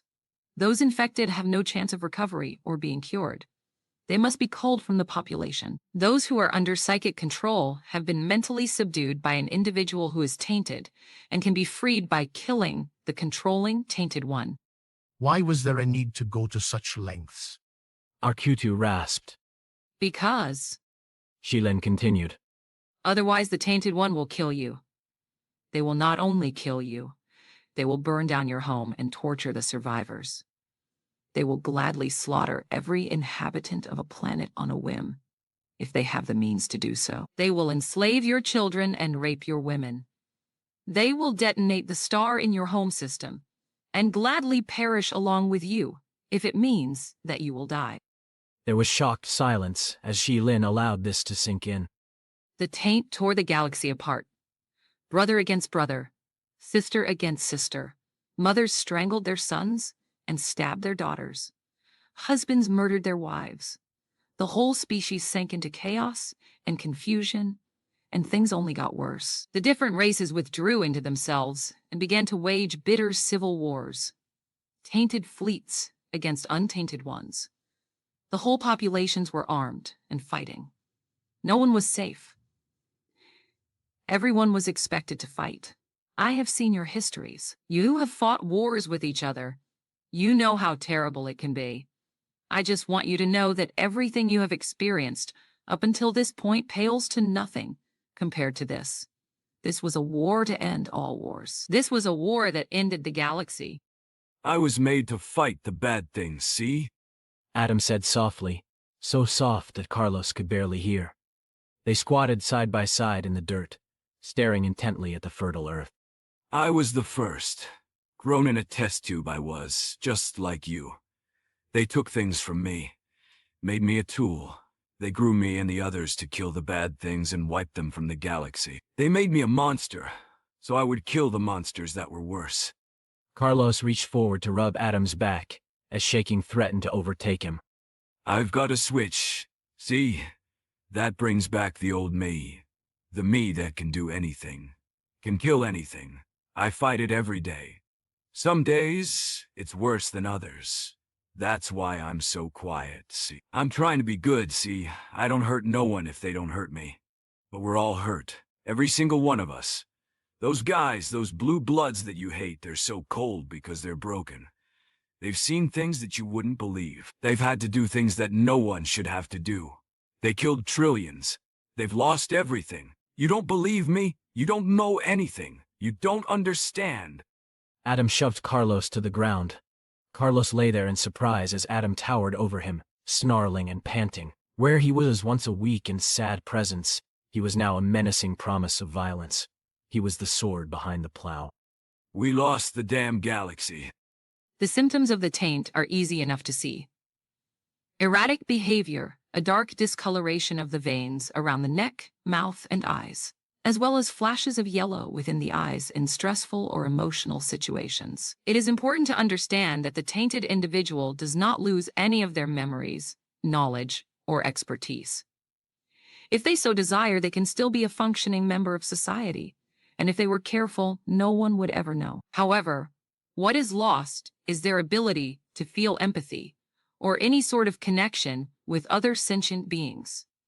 All of their desires, their dreams, and their emotions are hijacked to serve the parasite's own ends. We were never able to identify an origin point for the taint spread. Worlds seemed to erupt into violence at random across the galaxy. There was no way to contain the spread. We lost contact with the other races early on in the calamity. To this day, I do not know for sure what happened to the other elders. All I know is that when the dust settled, we were alone in a lifeless galaxy.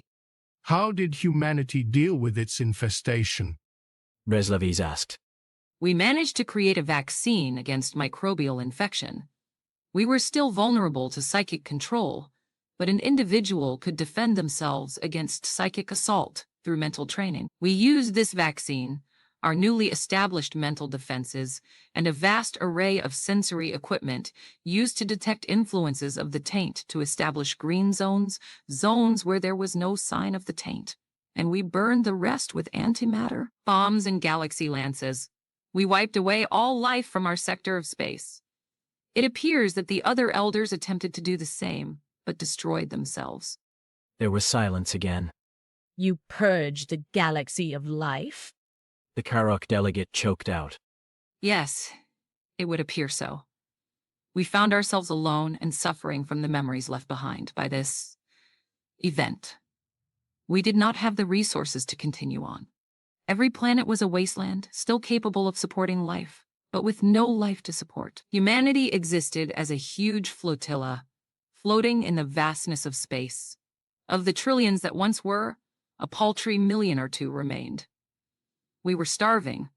We believed ourselves free of the taint. So in a last-ditch attempt to rebuild the galaxy, each house planted genetic material with the capacity for creating complicated ecosystems, and we hoped sentient life on planets of their choosing within the Orion Spur. We then resigned ourselves to stasis back on our home planet, Earth, awaiting the maturation of our crop.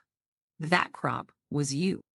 This is a very nice story, Shilin, but I fail to see its relevance, said Arkutu. I'm glad you asked Delegate Arkutu. Shilin replied. The sad fact of the matter is that the taint has not left us. It is still very much alive. Androm Winchester, now self-proclaimed Emperor of Man, mastermind of the Karok extinction, is tainted. He will not stop until he dominates all life in the Orion Spur. Fortunately, each and every race planted by humanity, including the new generations of humankind, are genetically immune to microbial infection. That is not the case in terms of psychic subjugation. Androm will be able to psychically dominate millions with the help of wave transmission technology. He will dominate the rest like any other dictator would. When I told you that we need you to save us, I also meant that your people need you to save us as well. If you save humanity, you will save the galaxy.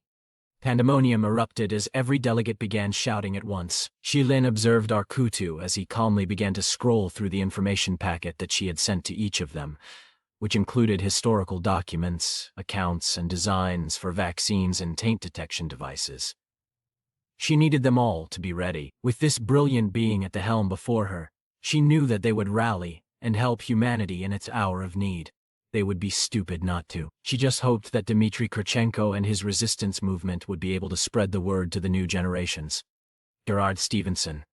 57 days after Androm's folly. Dicey Riley's, Watkins Trench. Brea, far reaches. Gerard stood before the 50 or so people gathered in the Dicey Riley's basement, awash with the smells of festering yeast, vomit, and stale beer. He was standing on a tiny podium made from crates and splintered pallets. He nervously scratched at his nose with his left hand while holding his beer steady with the other. They all had beers as well, but they remained untouched as they waited for him to start speaking. His mouth was parched. It's funny. He'd never been this nervous, not even when he was waiting in the boarding craft at the AMZ. Oh well, he might as well have a drink. It'll give him the courage to start as well. Ladies and gentlemen, Gerard said loudly, automatically falling into the tone of voice he used to command his boys on the field. Welcome to the fucking revolution. He took a swig and so did they. Throughout the colonies, Gerard knew that a similar scene was being played out. He'd been in touch with fellow agitators, all of whom had read the materials distributed in secret by the Blue Bloods in hiding. Those cowards were bowing out and leaving the new generations to fight, like always. Fuck em, Gerard thought. Fuck those guys. Gerard smiled before starting the speech he and Molly had spent all night writing. Sure, the Blue Bloods were leaving them to bleed like always, but at least this time, the new generations would be fighting for themselves. And that, Gerard knew, was all that mattered.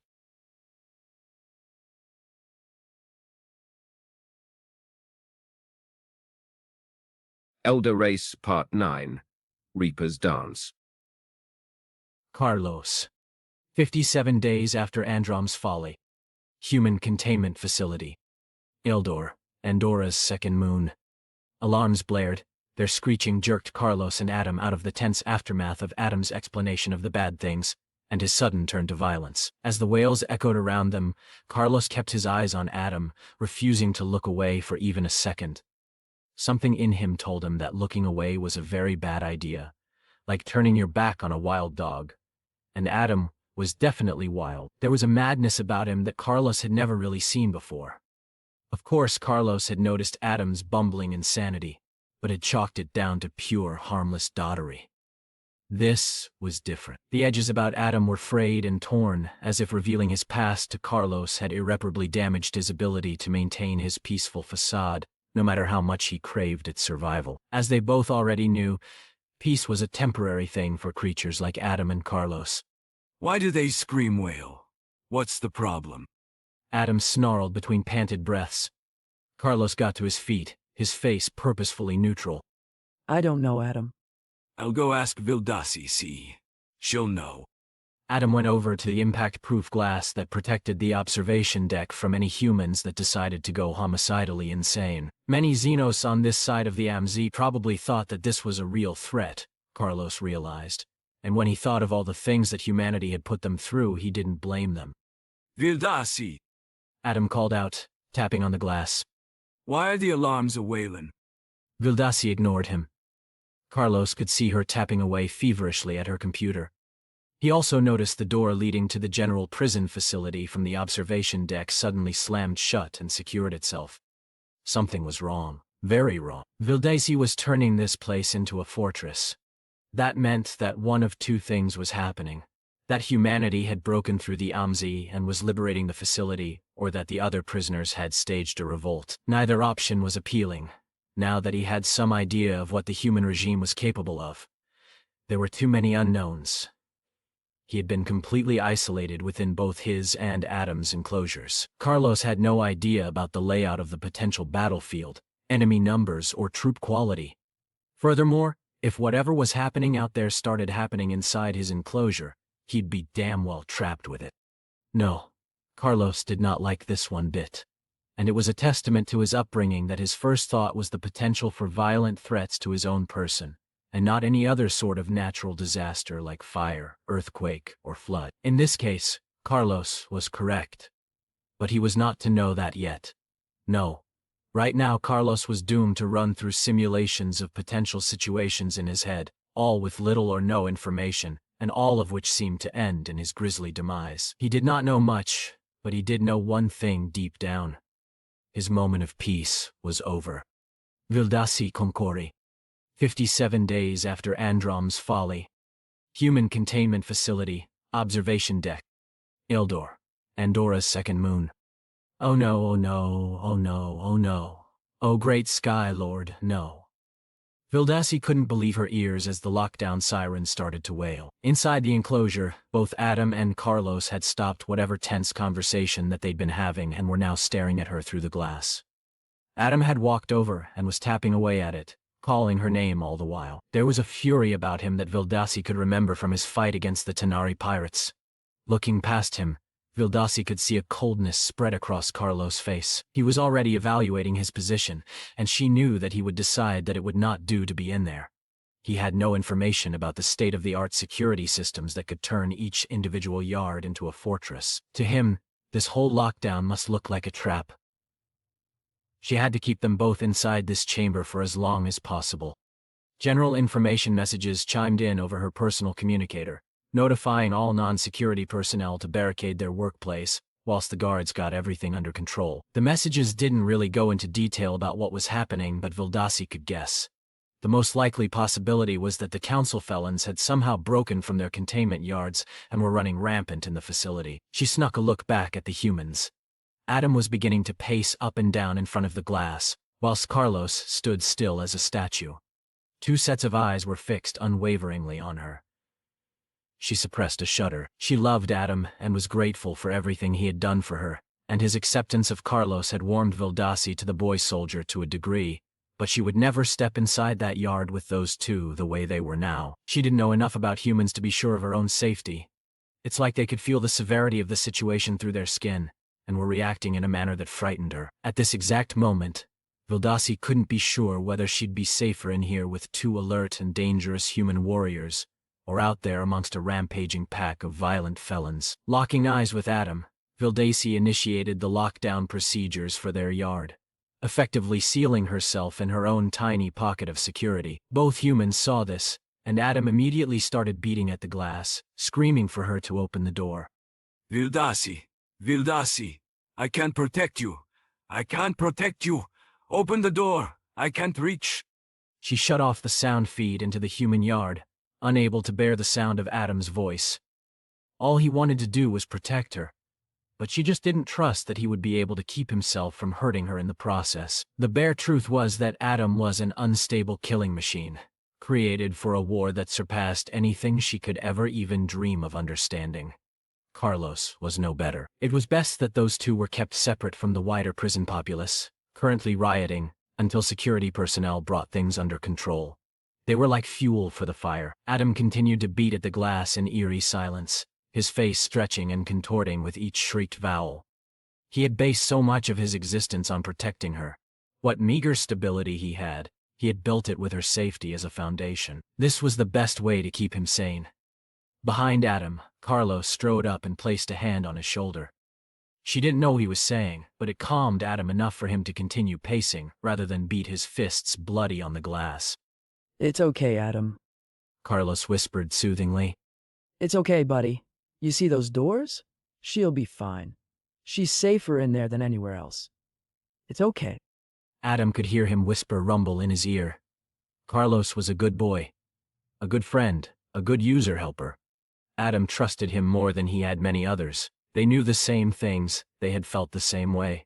They were little broken blades. Carlos, okay. Adam agreed, taking deep shuddering breaths. He'd nearly lost control, like when the chitterbugs had hurt her. Nothing could hurt her no more, not as long as Adam was around. He could still feel the tightness in his body. He was all wound up like a spring. The hate wolf old Adam was gnawing at the steel bars inside his heart, and it wouldn't be long before it got out. He had to be calm, as calm can be, calmer than still waters. If he didn't, the hate would seep out and hurt everyone. He had to keep it all down. He had to be the new Adam, the Adam that people could trust.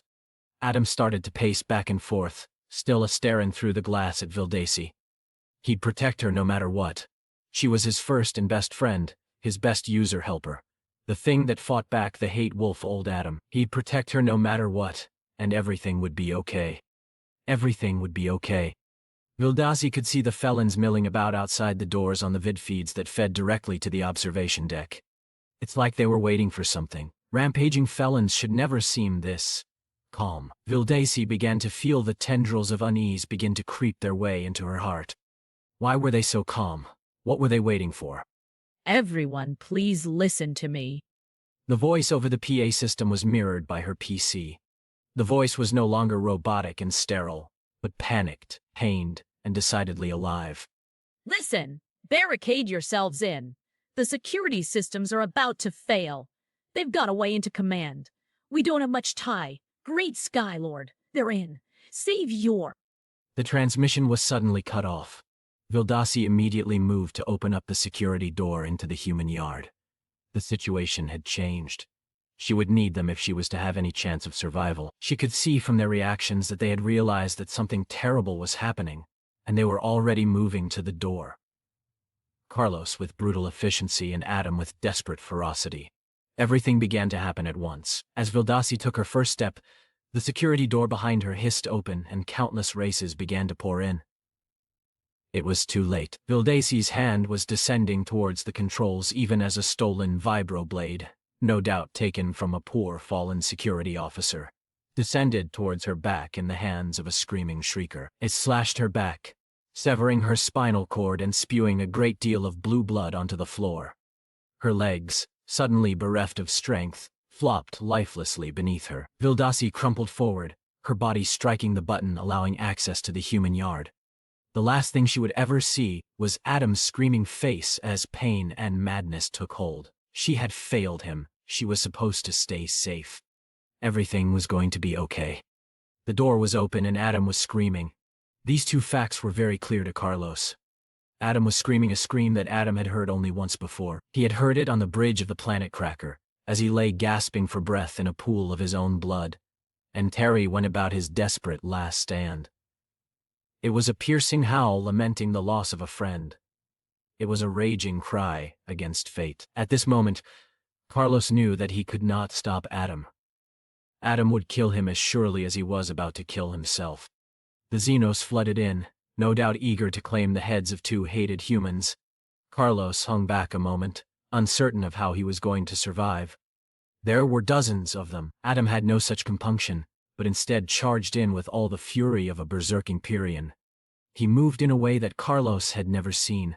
It was ferocious and terribly beautiful, and horrifyingly graceful. It was a dance of blood and gore, as Adam sidestepped and twirled, contorting himself into impossible shapes to avoid strikes and blows as he somehow intuitively knew when a Xeno was going to stab, slash, or shoot. Aware of what was behind him and below him at all times, Adam killed with gay abandon, crying and laughing at the same time as he snapped and pulverized, slashed and disemboweled, twisted and ripped. Carlos fought with a mechanical utility that was ugly in comparison. He had quickly secured a rifle and was firing into the mob. They were unorganized, clearly without any military training, and were unable to get out of range of Adam's mad twirling. Carlos, safe from any shots fired at him due to the simple fact that anyone who took their eyes off Adam died shortly after, covered the madman with precisely placed bullets. Heedless of all but his dirty work, Adam spilled countless lives onto the garden and mashed them into the dirt, watering the leafy plants with their blood. Shilin. 57 days after Androm's folly. Delegate Arcutus Chambers. Andorran space. Shilin looked down at the cuffs that bound her wrists and flexed them experimentally. She was flanked by two imposing Pyrrhian guards and sat opposite Delegate Arcudu. The old Andorran, while still young by her standards, regarded her with piercing black eyes framed by pale blue skin. Even now, she felt a flutter of pride in what he was, a creation of humanity. A child of humanity, transcendent. But right now she had to maintain the strong facade she had built. It would not do for the children to turn on their mother. You wanted something, Delegate Arcutu? Yes. Can you tell me what is happening here? He pressed a button on his console and a video filled the main screen behind him. It was a vision of bloodshed and battle that Shilin had not seen for a long time. Two human warriors tore countless Xenos apart in what looked to be some kind of underground arena. This could not be true. That something like that had survived for all this time. Where did you get him? She breathed. We captured the one with the rifle from Battle Station, Lost Brother, after your failed push through our Amzi. He was the only live human to be taken from that battle, the one twirling about in the middle there. He's not twirling. He's dancing. I had no idea that any of the Ulfrindhar had survived the calamity. This is amazing. There was a moment of silence as Arcutu regarded Shilin with steady eyes. So, this Ulfrindhar, is he an unusual human? Yes, very much so. Is this video current? You have to send people in to subdue him, otherwise he will kill himself and everyone in that room. Shilin said quickly. I'll do no such thing until I have a grasp of the situation. Good God, we don't have much time. Shilin cried out, unable to contain herself at the prospect of a live Ulfrindhar. Then, explain quickly. Arcutu said testily. Shilin opened her mouth to argue, but realized it was a waste of breath. She would give him enough to force him to act. Surely she would have enough time to do that.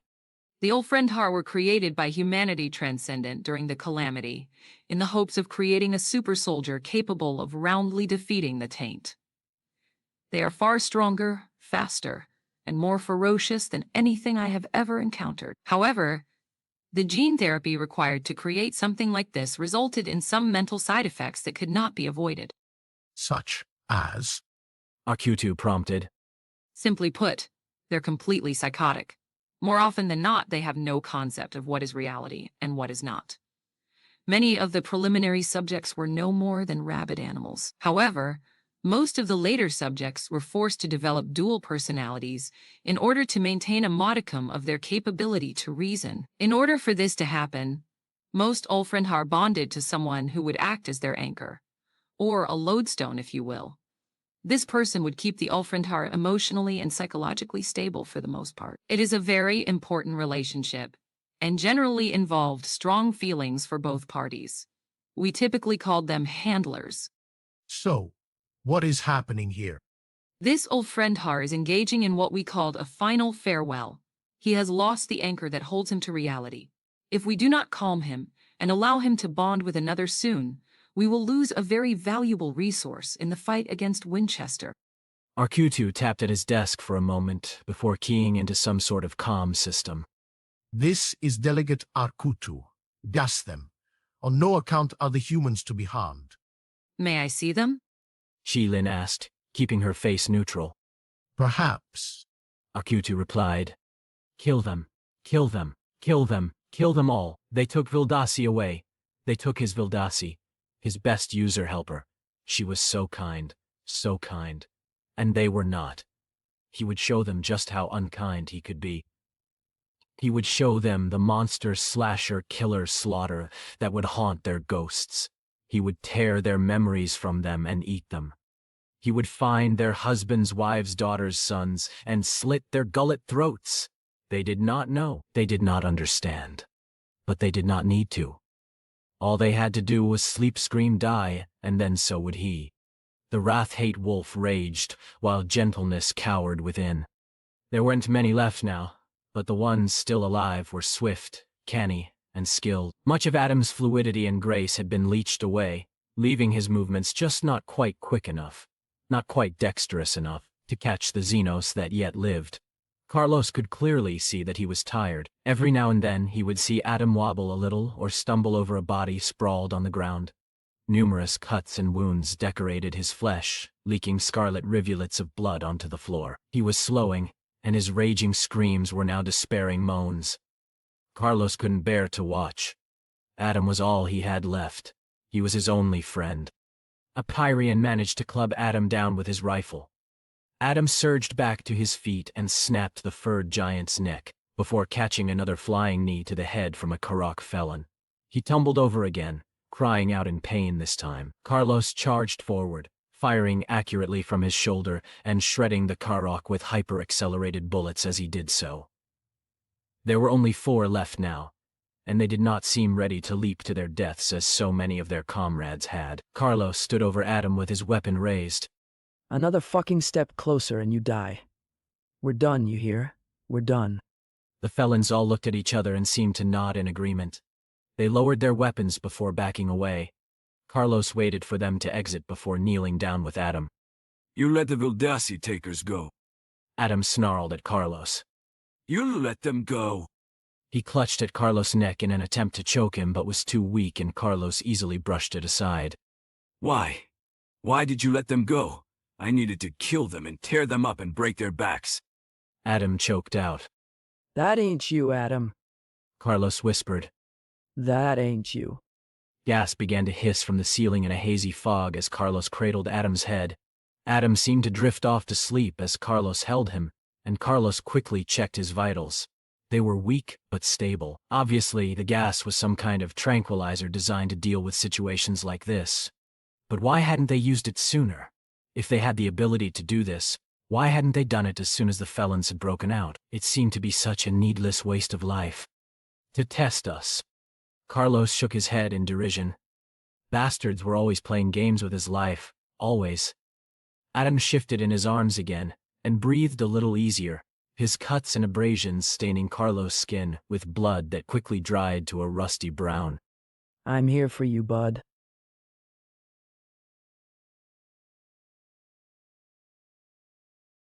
Elder Race Part 10. Mother, Mother. We, who wished to lay the foundation for gentleness, could not ourselves be gentle. But you, when at last the time comes, that man can aid his fellow man, should think upon us with leniency. Bertolt Brecht and Die Nachgeborenen. Androm Winchester. 3 months after Androm's folly. Imperial Palace Square. Earth. Traitors. Traitors everywhere. And here was another. Sniveling. Pathetic. Imperfect. This thing that knelt before him, battered and bruised beyond all recognition. This abomination was not human. It was an aberration of that sacred and glorious gene that made humanity great. It was a traitor to the cause. It was nothing, worthy of nothing, and amounting to nothing. It would be erased. Raise its head. Androm intoned, his voice crackling with a power that only great men could possess. The guards on either side of it grabbed its head by the hair and dragged its eyes to meet its own. He stared into its green eyes and found only revulsion. To stand against him was to stand against humanity itself. Who could be so unnatural? The screaming crowds that lined the square appeared to agree. There were factions of the people who had been unruly of late. Originating in the far reaches, a wave of protest and violence had rocked the Imperium. It was unorganized, vulgar, and so far easily controlled. Regardless of the inefficacy of these foolish rebellions and individual acts of violence against the Imperium, Androm found himself worrying about the predicament this posed even as he pronounced the fate of the worm before him. Give it to the wheel. The insect blanched, and its jaw worked out its protestations, even as the angry glint in its eyes died in the face of its despair. Androm knew that it was broken, despite the vehement curses and defiant slurs. Catherine's wheel, named for the Christian saint who had endured it, was a most painful way to die. It would be tied to a wagon wheel with its arms and legs spread. The executioner would use a heavy mallet to crush its limbs one by one, pulverizing its bones to dust and twisting them about the wheel. The victim would be injected with drugs so that it would not lose consciousness. When the executioner was satisfied and the victim screamed its throat hoarse, the mallet would descend towards the victim's chest to end the ordeal. The thing before him had earned this fate when it had attempted to bomb the Imperial Palace and refused to name its compatriots. Even in the face of such harsh questioning, it would not break. A flicker of respect hid behind his revulsion. It was strong but not strong enough. The wheel would break it, and it would scream the names of anyone that came to mind. But it was far too late for mercy. The guards dragged it, kicking and weeping, to the podium at the center of the square. Androm strode along behind them, his face stony and impassive in the face of its desperation. They mounted the steps, the traitor's feet scrabbling at the sharp edges in convulsions as if it could already feel death's gentle touch upon its neck. They tied its spread eagle to the wagon wheel as Androm stood facing the crowd before them. The people needed an example. They needed to see his strength. The crowd roared, ravenous for blood, many of whom were dominated by the voice lurking inside his head. Those who did not fall to that way would fall prey to another. There were many ways to inspire fear, uncountable ways to demand loyalty. He would stride forth and repair the Imperium. He would beat back the tides of rebellion before they became unmanageable. Know this, Androm boomed. There are those amongst us that are not truly human. They wish for this great thing we are building to fail. They wish for humanity and its empire to crumble into the dust. This will not happen. I will not allow it. They hide in cowardice amongst us, murdering and stealing. They sacrifice the lives of the innocent for the gain of the few. They work against the good of us all. They fight against the empire. I declare them our enemies. I declare them non-human. I will stamp their traitorous bones into the muddy waters of their dishonor.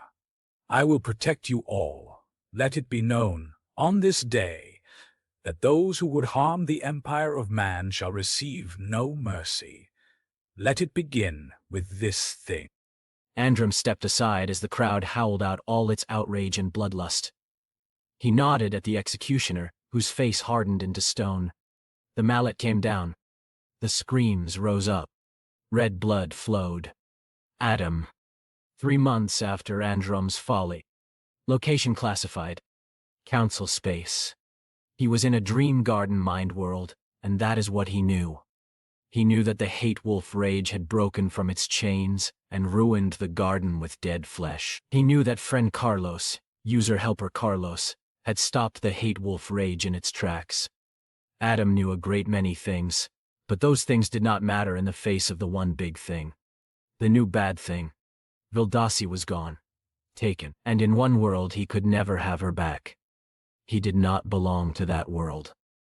In that world Vildasi was dead, her back all cut and broken, with too much blood outside her body. In that world, Adam's body lay sleeping dead alive on a bed, with all sorts of tubes stuck into his gooey parts, as user helper Carlos sat by his side in chains. Only pain lived in that world. But in the dream garden mind world, Vildasi still lived, and the garden remained. How's the tea, Vildasi? How does the hot leafy juice taste? Adam rumble-barked, hoping to hear her sing-song. Sing-song. But she smiled, a sad, happy, slow-joy smile, and nodded, before taking another sip. They sat side by side in the garden, and the sun rubbed and warmed their backs. How come he's not awake, Mom? His wounds healed up weeks ago. Adam ignored the hollow rumble bark that seemed to echo across the world like a big owl bell. Sometimes he'd hear the voices arguing and snarling, sometimes soft and sweet. A man and a lady. A lady called Shilin and user helper Carlos. They'd sneak into his world and try to break it with their rumble barks and warbles. This was the world that they did not belong to, and they were trying to drag him back to the world that he had left behind. The world without Vildasi. I'm sorry, Adam. Vildasi sing-songed. I'm so sorry. Adam turned to look at her, and there was blue leaking down her back. Little pieces of soot seemed to float tumble-meander in the air like drunken bits of snow. This always happened when the voices spoke. The voices told each other story tales of fire and blood, of a man called Androm Winchester Tainted who was hurting the galaxy. They made the garden sick. The tea, Vildasi. The tea is good delicious, see? Tell me how it tastes. Adam Needle warbled pleaded. But Vildasi just sipped the tea and smiled a sad, happy, slow joy smile. Her pretty, beautiful, dark star-black eyes glistened a little with weeping water. I'm sorry. Came the sing-song, barely a whisper, barely there. Tea's good, bud. Came the rumble-bark grunt from Adam's other side. Their sun was setting at their backs, and Adam wanted to turn to see, but instead he looked at Carlos on the other side. Carlos' eyes were in stark gray and cold freezing, like always, like forever. They saw the things the Adam saw. They felt the things that Adam felt. Vildasi's heart sing-songed for him to reach out for peace. Carlos's heart rumbled and marched beside him. His heart was strong, dependable, killer, broken brother, user helper. Vildasi's heart seemed to be see-through. Not quite in time. Not quite believable. Weak against the strong beat of Carlos' heart. I'm sorry, Adam, but I had to go. Came the sing-song, fading away, fading to dark. Shilin, you ain't gonna believe this. I know. Adam softly, rumble-bark warbled. I didn't want you to go, but you did. And now I'm all alone. Stay with me in the garden. Stay with me. He felt strong killer reassuring hands upon his shoulders. You ain't alone, bud. I got you. She's gone, but I'm here. I got your back. Mom, he's waking up. Shilin. 3 months after Androm's folly. Secure location. Council station. Council space. Shilin looked on as a gentle pleasure warmed its way across her insides. The Ulfrentar, this Adam, had awoken to Carlos at his bedside, and she was seeing a strange mix of jubilation and grief. The surge of emotions was probably overwhelming for both inexperienced Carlos, who had never had reason to believe that any friend of his would ever return to him from the brink of death, and damaged Adam, whose capacity to reason through and accept his emotional state could be considered underwhelming at best. And yet here she sat, watching the two bumble through it like highly volatile and deadly puppies. She was pleased for two reasons, one of which was a genuine delight at the survival of these two men. One was young and inexperienced, and the other was old and dangerous beyond measure. The two had seen far too much pain in what experiences life had deemed to be theirs. It was good that they had found each other. The other reason was far more pragmatic, and less humane. The simple truth was that it suited her purposes for them to have done so. It was very likely that Carlos and Adam would bond as Ulfrendar and Handler, thus providing her with a valuable resource. Fight against Winchester would be long, hard, and bloody, and she needed everything she could possibly amass to win it. If that meant asking the children to fight, then so be it. She nodded, smiled, and took her leave. It had been a long day for everyone, and she found herself craving a bed to lay down her weary body. She quickly exited the medical area and walked towards the dormitories. Even though this was a secure section of the council station that did not allow access to the civilian populace, she still had to weave her way through crowded corridors. Her announcement of the taint's existence to the council had galvanized the myriad of races into levels of diplomatic activity previously unheard of, filling the restricted areas of the council stations to the brim with diplomatic staff, administrators, and military attachés. Even so, with so many eyes drifting around her, a few too many lingered upon her. A few too many seemed to exude a hard and calculating intent. They should not be able to recognize her as a human, hooded and cloaked as she was, but she was under no doubt that the steely eyes that followed her knew exactly who and what she was. She also noticed that a great many of them seemed to be Karach. Shilin sighed to herself. Whilst she had been largely successful in gaining the limited trust and cooperation of many of the council factions, the Karach had been largely resistant to her charms and diplomatic acumen. They acted like recalcitrant children. As Shilin continued, quick glances and sliding eyes told her that she was picking up more followers. 9 in total, she believed. It had been a long time since she had had to fight, and in most situations she would have made use of Station Sec to deal with her current predicament. But this presented her with a fine opportunity. 3 of her followers were Andorran Shriekers, most likely mercenaries or hired guns, and 2 of the Karach appeared to be of Khanti stock. Both subspecies had a proud martial tradition, and were more often likely to follow leaders of unusual strength. The rest of her followers were normal Karach regulars, no doubt conscripted by the Karach delegate to put an end to one of many humans that had destroyed her race. Shilin began her breathing exercises as she walked and crossed into a by-corridor that she often used on her way back from visiting Adam. It rarely played host to any pedestrian traffic, and she had noticed a distinct lack of security cameras along its length. Narrow and private, it was perfect for what she had in mind. Her mind empty and ready to move like a leaf on the wind, her heart descended into a bed of stone. Shilin turned to face the way she had come. It was not long before her stalkers rounded the corner to find her waiting for them. They were armed, Shilin could see, with pistols and short, deadly vibro blades. They didn't get the chance to draw their weapons before Shilin was amongst them. 2 quick steps and a palm strike knocked a Karach unconscious, his body slumping and the scales along his jaw cracked. A quick pivot and a spinning elbow cracked another's ribs before transitioning into an upward palm strike into the jaw. Another fell. Moving too quick for thought, Shilin surrendered herself to the moment, allowing her body to make its own decisions. To see and exploit an opening before her mind was conscious of its existence. She was a reed trapped by the wind, swaying around and below strikes. The 3 that were left had drawn their weapons now, but the movement to free them from their holsters had cost them the initiative. 2 collapsed under successive blows before their weapons could be leveled, and the last fell back, clutching at her arm. Shilin stood poised above the Andorran Shrieker, the last of her pursuers who remained conscious.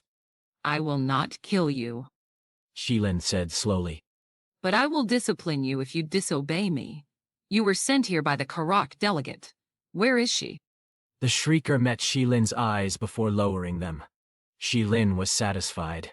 She knew that she already held sway over the Shrieker. It was their instinct to follow the most physically dominant leader that they could, whilst their Andorran cousins valued wisdom and social skills above all else.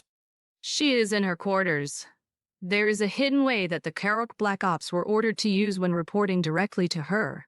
They believed we did not know. Jilin smiled graciously down at her new child. Lead on. Clan leader Vitra Aki of Clan Slutenok, delegate for the Karok remnants. 3 months after Androm's folly. Delegates' quarters. Council station. Council space. Vitra Aki luxuriated under the ultraviolet rays of the sunbed, feeling the delicious warmth seep into every molecule of her being. It was pure heaven. Although she would happily stay in there for hours more, she knew it was time for her to get out. There was far too much work to do. Dozens of reports to file, families to help repatriate, troops to supply, council business to consider, and, of course, the small matter of that human's elimination. She could not fathom why the council continued to allow her to do as she pleased. That vile murdering ape had the council twisted about her little finger. But not the Karok.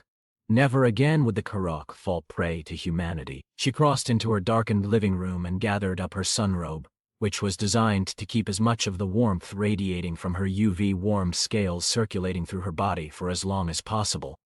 Yes, she reasoned, it was only right that the human should die. She looked forward to hearing the news of Shilin's unnatural demise at any moment. Hello? Came a pleasant greeting from the gloom behind her.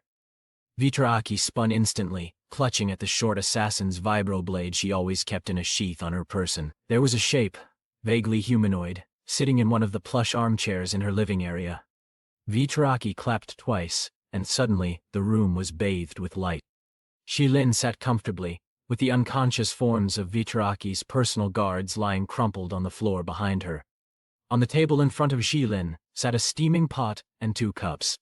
In days long past, my people would serve tea when we discussed matters of great importance. Please, sit and have a cup with me. Vitra Aki crossed the room quickly, her vibroblade flashing towards Shilin's neck.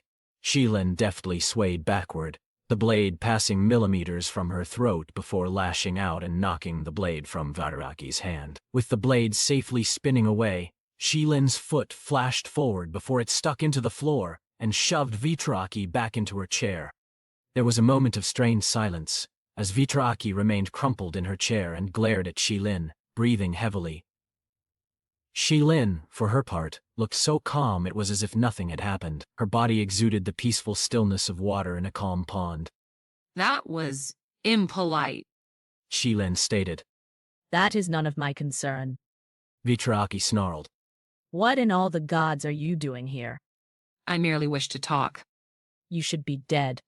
As should you. How many times have I had the chance to kill you since I entered your quarters? How many of your guards did I defeat? How many of your assassins? How many did I kill? You should be asking yourself these questions. Vitra Aki remained silent. I've had over 100 different chances to kill you since I entered your quarters. I have beaten 8 of your guards and 9 of your assassins. All of this I have done with my bare hands, and without killing a single one of them. Shilin poured Vitra Aki a cup of tea that was pointedly ignored. She began to speak as she poured her own. Now the next question, perhaps the most important to answer, is why? Why have I not killed you? Why did I not kill your guards? Why did I not kill the assassins? We are no use to you, dead. Vitra Aki hissed. Yes. Shilin smiled. And no, I am 578 years old. A solid 2 centuries of that has been so drenched in blood that it is a miracle that I have not drowned. I am tired of death. I am tired of killing. It is unnecessary and wasteful. I much rather work with people, even those who oppose me, towards achieving a common end, rather than murdering anyone who happens to disagree with my point of view. I do not wish to end your life and the lives of your underlings unless absolutely necessary. Shilin's voice turned hard and brittle as shale. But know this. I will crush you if you continue to threaten the survival of this galaxy with your foolishness. Shilin stood up and carefully straightened her clothing. Think about it. Will you kill me for petty revenge, or will you work with me to save what is left? I know the man responsible for the atrocities committed against your people. His name is Androm Winchester. Aid me in stopping the taint, which is in your best interest, and I can give him to you. Vitraaki defiantly glared at Shilin's back as she left the room, daintily stepping over the bodies of Vitraaki's guards as she did so. The glare broke and fell from her face in tatters as soon as she was alone.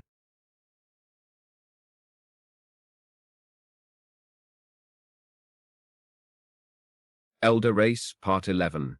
Prelude to an Exorcism. Of their fate, I will not say. I hope that somewhere, far from here, they have found the peace that they crave. I will not tell you, dear reader, where they are or what they are doing, or that they even live at all. They have earned that much. They have become beings of near mythical celebrity for all humanity, and billions remember them with a fondness born of hero worship. I cannot remember them that way. All I remember were tools that I built and used and tossed away when they broke. And so, I will tell you nothing, for that is all that I deserve to know. I have done enough damage. It is someone else's turn. The Honorable Councilwoman Shilin in Guandalawas, Empire's End. Carlos. 5 months after Androm's folly. Classified training facility. Council station. Council space. Be still and silent. Look into yourself. That is how you will see him. Shilin muttered softly nearby. Carlos took a deep, measured breath and pushed at the edges of his consciousness, searching for Adam. Ever since Adam had woken up from his grief-stricken coma, Carlos had felt as if there was somehow something more between them, like a tiny, invisible strand of silk that occasionally tugged at the edges of his mind. Every now and then he would catch glimpses of Adam's thought processes, or sense a glimmer of emotion that swirled like smoke just outside of his cognitive reach. He had first noticed it as he struggled through the long hours of study and instruction that Shilin forced him through immediately after Adam's recovery. For up to 12-hour stretches, Shilin had crammed Carlos' head so full of information that he felt he might burst should he lay his head upon his pillow with too much force. The history of ancient Earth, the American Empire and its many civil wars, the wasted ambitions of the English, the monolithic glory of the Chinese, the bloodthirstiness of New Japan, and the meteoric rise of the free African Republic that took control of an entire continent, then unification of Earth, the first, second, and third human empires, the Republic, the rise of the houses. He devoured the culture, history, sociology, and art forms from all these eras and found himself wanting more. It was when Shilin described first contact with the taint that he noticed what could only be described as a small bulge at the very fringes of his apprehension. It quietly told him that he recognized this event, which was impossible. It had occurred 1,000,000 years before his birth. Carlos had ignored the tiny voice and moved on. It happened again when Shilin was speaking at length on the burning of Hela. This moment in human history was described by many blue bloods as the turning of the tide in the war against the taint, the watershed in which things took a decided turn for the worse. The taint had infiltrated the garrisoning fleet at Hela. The tainted personnel killed the untainted and took control of the ships, firing on and destroying those that they hadn't managed to take, before finally turning their massive guns upon the innocent and unsuspecting civilian populace on the surface of the planet below. Images had risen unbidden to his mind. Flashes of dismembered corpses floating in the cold vacuum of space, illuminated by the soft flickering light of a planet being burned to a cinder, as seen through the eyes of a man who knew he and his brethren had arrived too late. Carlos had turned to Adam then, taking note of the fine etchings of melancholic thought played out across the skin of his face. You were there, Carlos whispered. Too late, brother Carlos. Adam had murmured back. Not there. Much too late to be there. We only found the cold, frozen bodies that the bad things had left behind. You've never called me brother before, Carlos had said slowly, as if he might startle Adam into flight. You have never seen the things that I have seen before. Now you have. Now we are user-helper brothers. Adam had replied simply, before turning his attention back to Shilin, as if this new bond between them had existed all along. Later on, Carlos had asked Shilin about his connection with Adam. She had said nothing, but he detected a satisfied glint in her eye as she informed him that she had taught him everything that she could, and that it was Adam's turn. Which brought Carlos here, to this moment, as he sat and desperately searched for Adam's presence in the next room over. It was like grasping at smoke in the darkness, unable to find anything, particularly since it had been so easy when the images and emotions had come to him unbidden, filled him with frustration. He let slip a heavy sigh. I can't feel him anymore. If I try to catch hold of him, he just disappears. The Ulfrindhar were meant to be the next step in human evolution. Humanity was remarkable among the elders in its complete lack of psychic ability. We built Adam and his kind in an attempt to rectify what we considered to be biological imperfections. We failed, of course, but we did manage to open the proverbial door part way. Adam is bonded to you. He has the psychic ability, not you. You must not search for him. All you have to do is open the doors and let him in. Do that, and you two will truly become brothers. So you're saying that I should surrender to him? Carlos kept his eyes shut tight in an effort to maintain his concentration, but the frustration that swirled in his gut made even that much extremely difficult. I'm not telling you to surrender to him. I'm asking you to accept him as a part of you. So he and I can serve as your pawns? Carlos muttered at her. I'm not stupid, you know.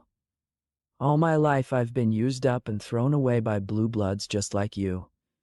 What makes you think we'll help you once we've bonded? What's to stop me from just walking away from all of this? Because, young Carlos, Shilin replied patiently, if you don't help me, Delegate Arkutu and his council will never let you or Adam see the light of day. They'll probably kill me, by the way, although I doubt you care very much about that. On the other side of the AMZ, Androm will brutally suppress any and all uprisings before storming the Divide and conquering the known galaxy. There will be nowhere for you to run to. In a conflict like the one that is coming, there are no non-combatants. Carlos, of course, knew all this already. He'd known that it was his only option to comply with whatever Shilin said from the very beginning. He was in no position to defy his captors, but if he could get Adam on his side, then he would have a fighting chance to break away from a fate that had been set down for him. The concept of autonomy was alluring and, from his understanding, almost achievable. In theory, anyway. He just had to destroy an empire and escape in the confusion. As he considered his options, Carlos felt ghostly fingers creeping toward his innermost place. It was perhaps the most invasive feeling he'd ever felt, as if his entire being was on the verge of being bared to the world. Adam? Carlos jerked in his seat and gasped as the fingers shot forward and squirmed into his core. What could perhaps be described as his soul? It was painful, agonizing. His muscles tensed and shook as he let forth a scream, his neck corded with the effort. He arched his back as the scream faded into a tensed-up groan, before he finally slumped in his chair. His eyes were wide open, bloodshot and unseeing as he was dragged into a world deep within himself. Brothers. Mara, Parvati. 5 months after Androm's folly. Orbital Communications Facility. Brea. Far reaches. The building was rather imposing, kind of like the ancient cathedrals, mosques, and other holy places that had been common on old Earth. Much like the old places of prayer, it was a focal point designed to send messages to the gods above. In this case, the gods were replaced by a huge garrisoning fleet, meant for keeping any Xeno incursions at bay, and roving Imperial secret agents, all of whom reported to the head honcho. The Big A Emperor Androm, the Mad. Yes, Marfa reasoned, this building still communicated with the gods in a way. The day was cloudy and cold, as so many were on Brea, thanks to the pesky stubbornness of WMD-induced climate change. The Bureau for Terraforming and Environmental Preservation had been tearing its hair out over the problem for decades with no sign of any solution in the near future. Marfa wasn't particularly fond of the weather here, being more comfortable in far warmer temperatures, preferably beside a beach, but she had to admit that the dire gray clouds seemed to tastefully frame the huge communication spire in a manner that was quite fetching, and it also seemed to add a little spice of drama to what was to transpire soon. Well, enough about that. Marfa had work to do. Any weapons, Mom? Mara shook her head and dutifully held her arms out as the security guard perfunctorily ran a scanner over the curves and ridges of her body. The whole affair was conducted with a business-like disinterest which was completely at odds with its importance. This facility was the only one of its kind on Brea, meaning that all off-world communication ran through it. Despite the strategic importance of this site, and the wave of violence that had rocked the Imperium and the occasional personal forays of Androm Winchester to quell it, the Imperial security forces at Brea had remained largely complacent. Brea was a quiet backwater, and the powers that be did not have the time or resources to develop the infrastructure required to create a thriving planet. The rebellions had risen on worlds like Frigga, Durin, and Nova Tokyo, all of which were bustling metropolitan centers that served as focal points for trade along the far reaches. Brea had nothing truly to offer in that regard, besides being an important staging point and outpost should any further invasion attempts into Andorran space be deemed wise. As such, Brea had remained largely untouched by troubles of any kind. Satisfied, the guard held his hand out expectantly for her ID. She handed it over, mirroring his bored expression as he put her information through the scanner. She took the moment to study him. Average height, with hazel eyes and sandy hair, cut and slicked professionally underneath his cap. Handsome, she concluded, but not mind-blowing. She, like many of the new generations who were newly free to pursue relationships as they saw fit, a surprisingly recent development, as previously private relations were tightly controlled, with state approval required to have natural-born children, or even initiate a casual dalliance. The consequences of not acquiring approval were surprisingly dire, had taken to playing this game whenever she saw a member of the opposite sex she had never seen before. The next stage of this was to try to figure out what he thought of her. Mara was under no illusions. She was no bombshell, nor was she particularly ugly. She would honestly describe herself as plain. She was slightly saddened to see her assessment of herself mirrored in the utterly uninterested eyes of her taciturn security guard, as they roved over her black, difficult-to-control hair, dark eyes, and thin but by no means shapely body. It didn't help that she was hidden behind layers of frumpy uniform. Her skin seemed to make no difference in his assessment, despite it being her favorite thing about herself. It was supple, clear, and smooth, and its smoky darkness gave her a sense of oriental beauty reminiscent of those mildly racist and sexist pin-ups that soldiers were so fond of from old Earth. She'd seen a few hidden away in the public archives. Beautiful, but not mind-blowing. Go on then. The guard muttered to her brusquely, and Martha immediately strode off, all thoughts of fuckability tossed to the wind. Time to think about the job. She moved through the facility like a whirlwind, her stride as confident as a femme fatale's, her back straight, and her demeanor as poised and professional as any officer could ask for. She barely paused as a facility courier passed her a messily wrapped bundle and hurried on. She walked into her workstation as if she owned the place, where her facade promptly shattered. Someone had knocked over an office chair and never bothered to pick it up. Mara didn't see it, as it lay below her line of sight, and confident people rarely looked down at their feet and tripped. Watch it! Wilhelm shouted out, jumping forward to catch her, bringing her forward momentum to a halt just before she fell on top of a bright red button protected by a glass case, a lock, and a handprint scanner. What's that one do? Mara laughed breathlessly as Wilhelm helped her catch up to her own feet. Blow everything up? Ha! I wish. Wilhelm guffawed, dragging his voice down to acceptable workplace levels as his outburst attracted the irritated glances of the other 4 people in the room.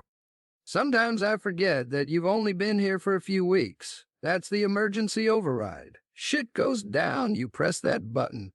All civilian communications are shut down and this control station goes into lockdown. The only thing you can use is military broadcast channels, and they can only be issued from within this room or from the garrison fleet. Oh, okay. Mara nodded. She, of course, already knew everything there was to know about the process he just described. Before sitting down at her assigned station and placing the bundle the courier had handed her at her feet, she then braced herself for the coming tirade of useless information that Wilhelm would unleash upon her.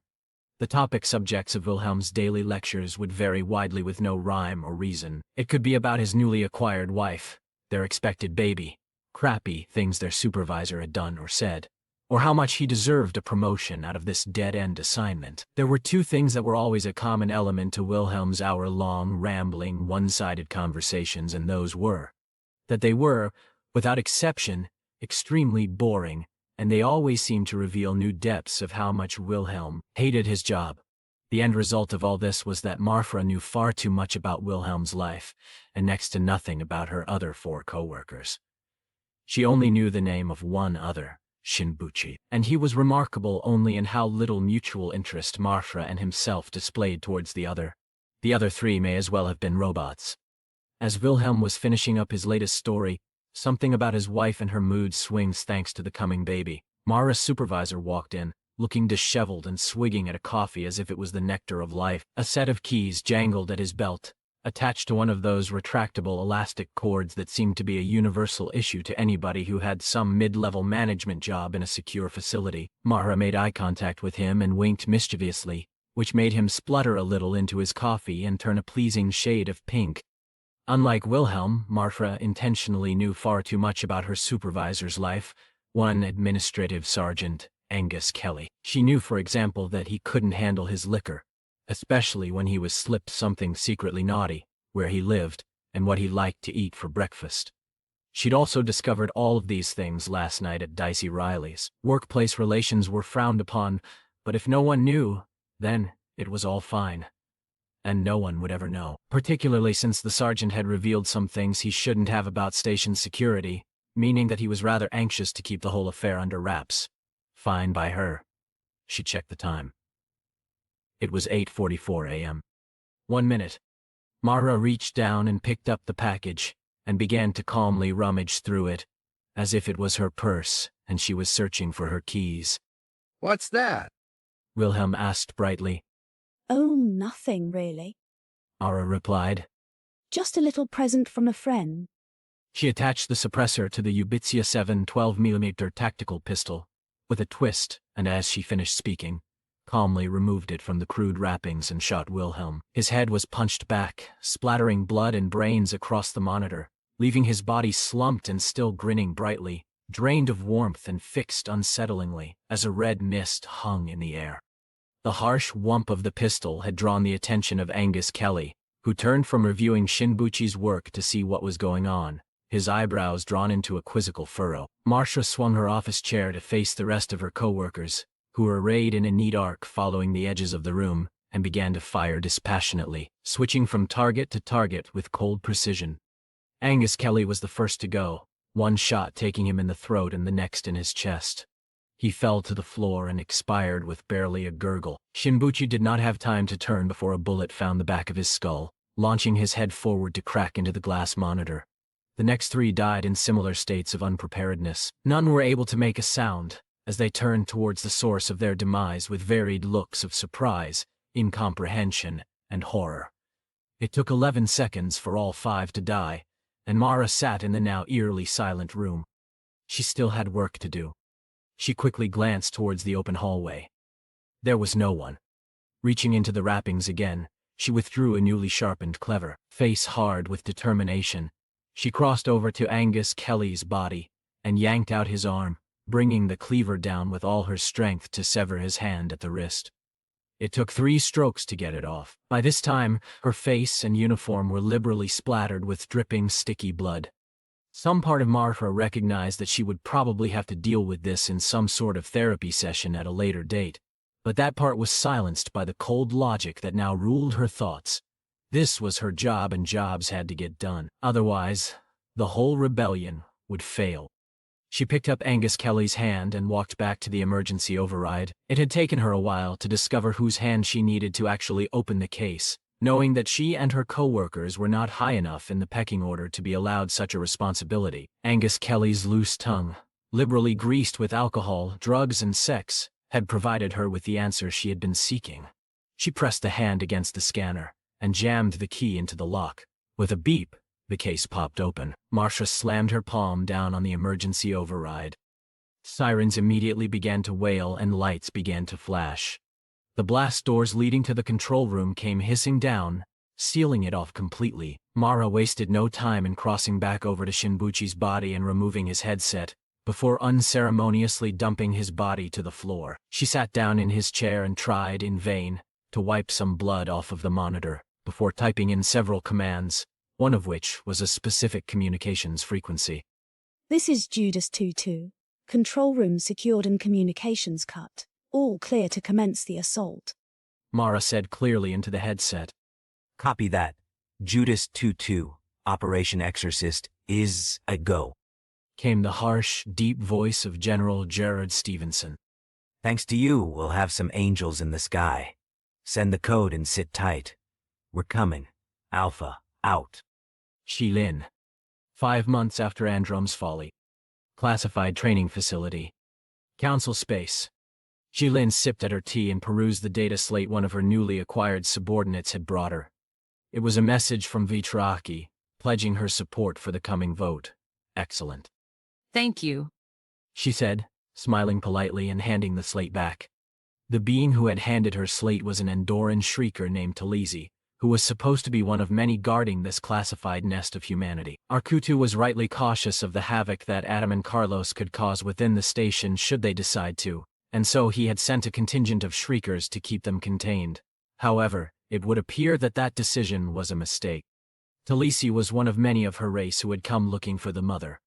The Mother was a mythical figure out of Andoran folklore. She was the initial leader of the Shriekers.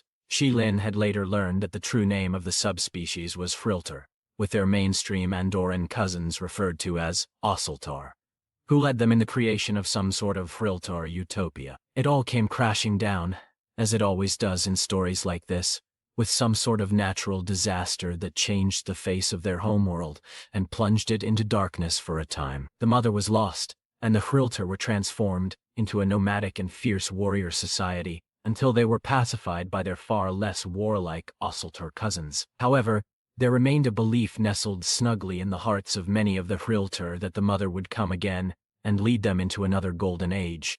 Ever since she had successfully intimidated the Karak delegate Vitraki into seeing things her way, she had had to deal with a sudden influx of Friltar warriors who referred to her deferentially as Mother Zet. Apparently, many of the Friltar she had beaten into submission during that time had decided to start spreading the news. Within a month, over 3,000 of the Friltar who worked on the council station had sworn allegiance directly to her, providing her with a useful information network. There would have been more, but Shilin had quickly put an end to it by instructing Talisi to turn them away with promises and assurances that she would call upon them when the time was right. The reasons behind this were twofold.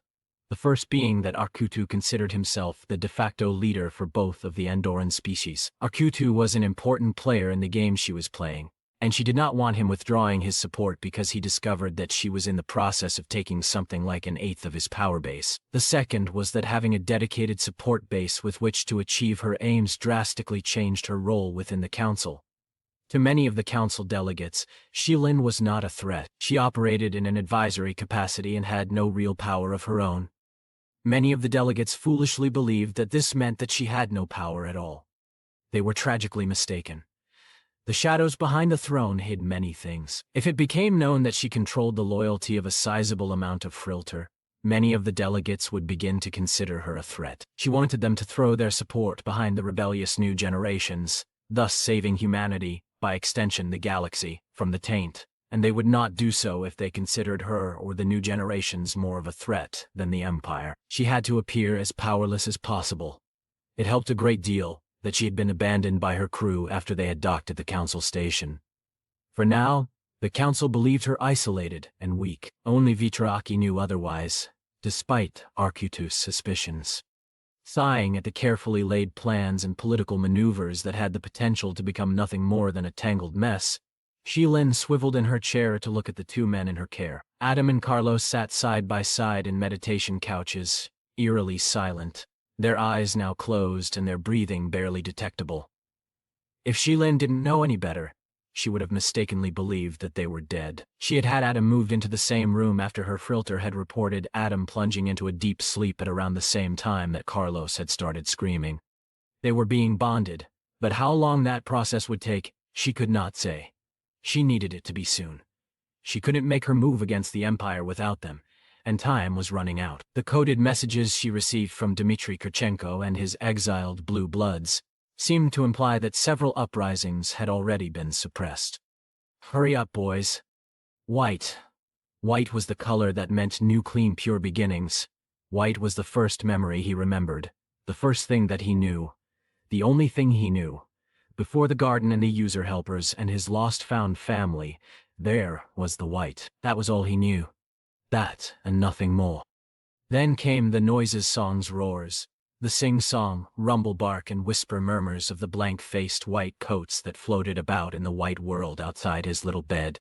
You are the first. They said to him, in their many voices. The first of many. You will save us. They were wrong, Adam would know. So very wrong. He could not save them. Nothing could. The bad things were too bad, and Adam and his maid brother's family were too few and too broken. But he knew none of that yet. All he knew was white and the many voices. Adam was in two places now. He was small and calm inside his bed, and also big and strong and right beside it. Future brother Carlos stood beside him, his cold gray eyes taking everything in like silver black holes. This is it, Big Adam said, his voice seeming too loud and too real for this world made from white smoke. This is where you will know. Soon you will know what it is to be me, and I will know what it is to be you. Soon we will be Carlos and Adam no longer, but the same man, bonded by pain hurt. Carlos nodded as he looked down at little Adam.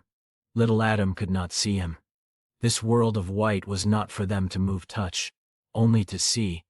Memories cannot be changed. Do you want to be my brother? Yes.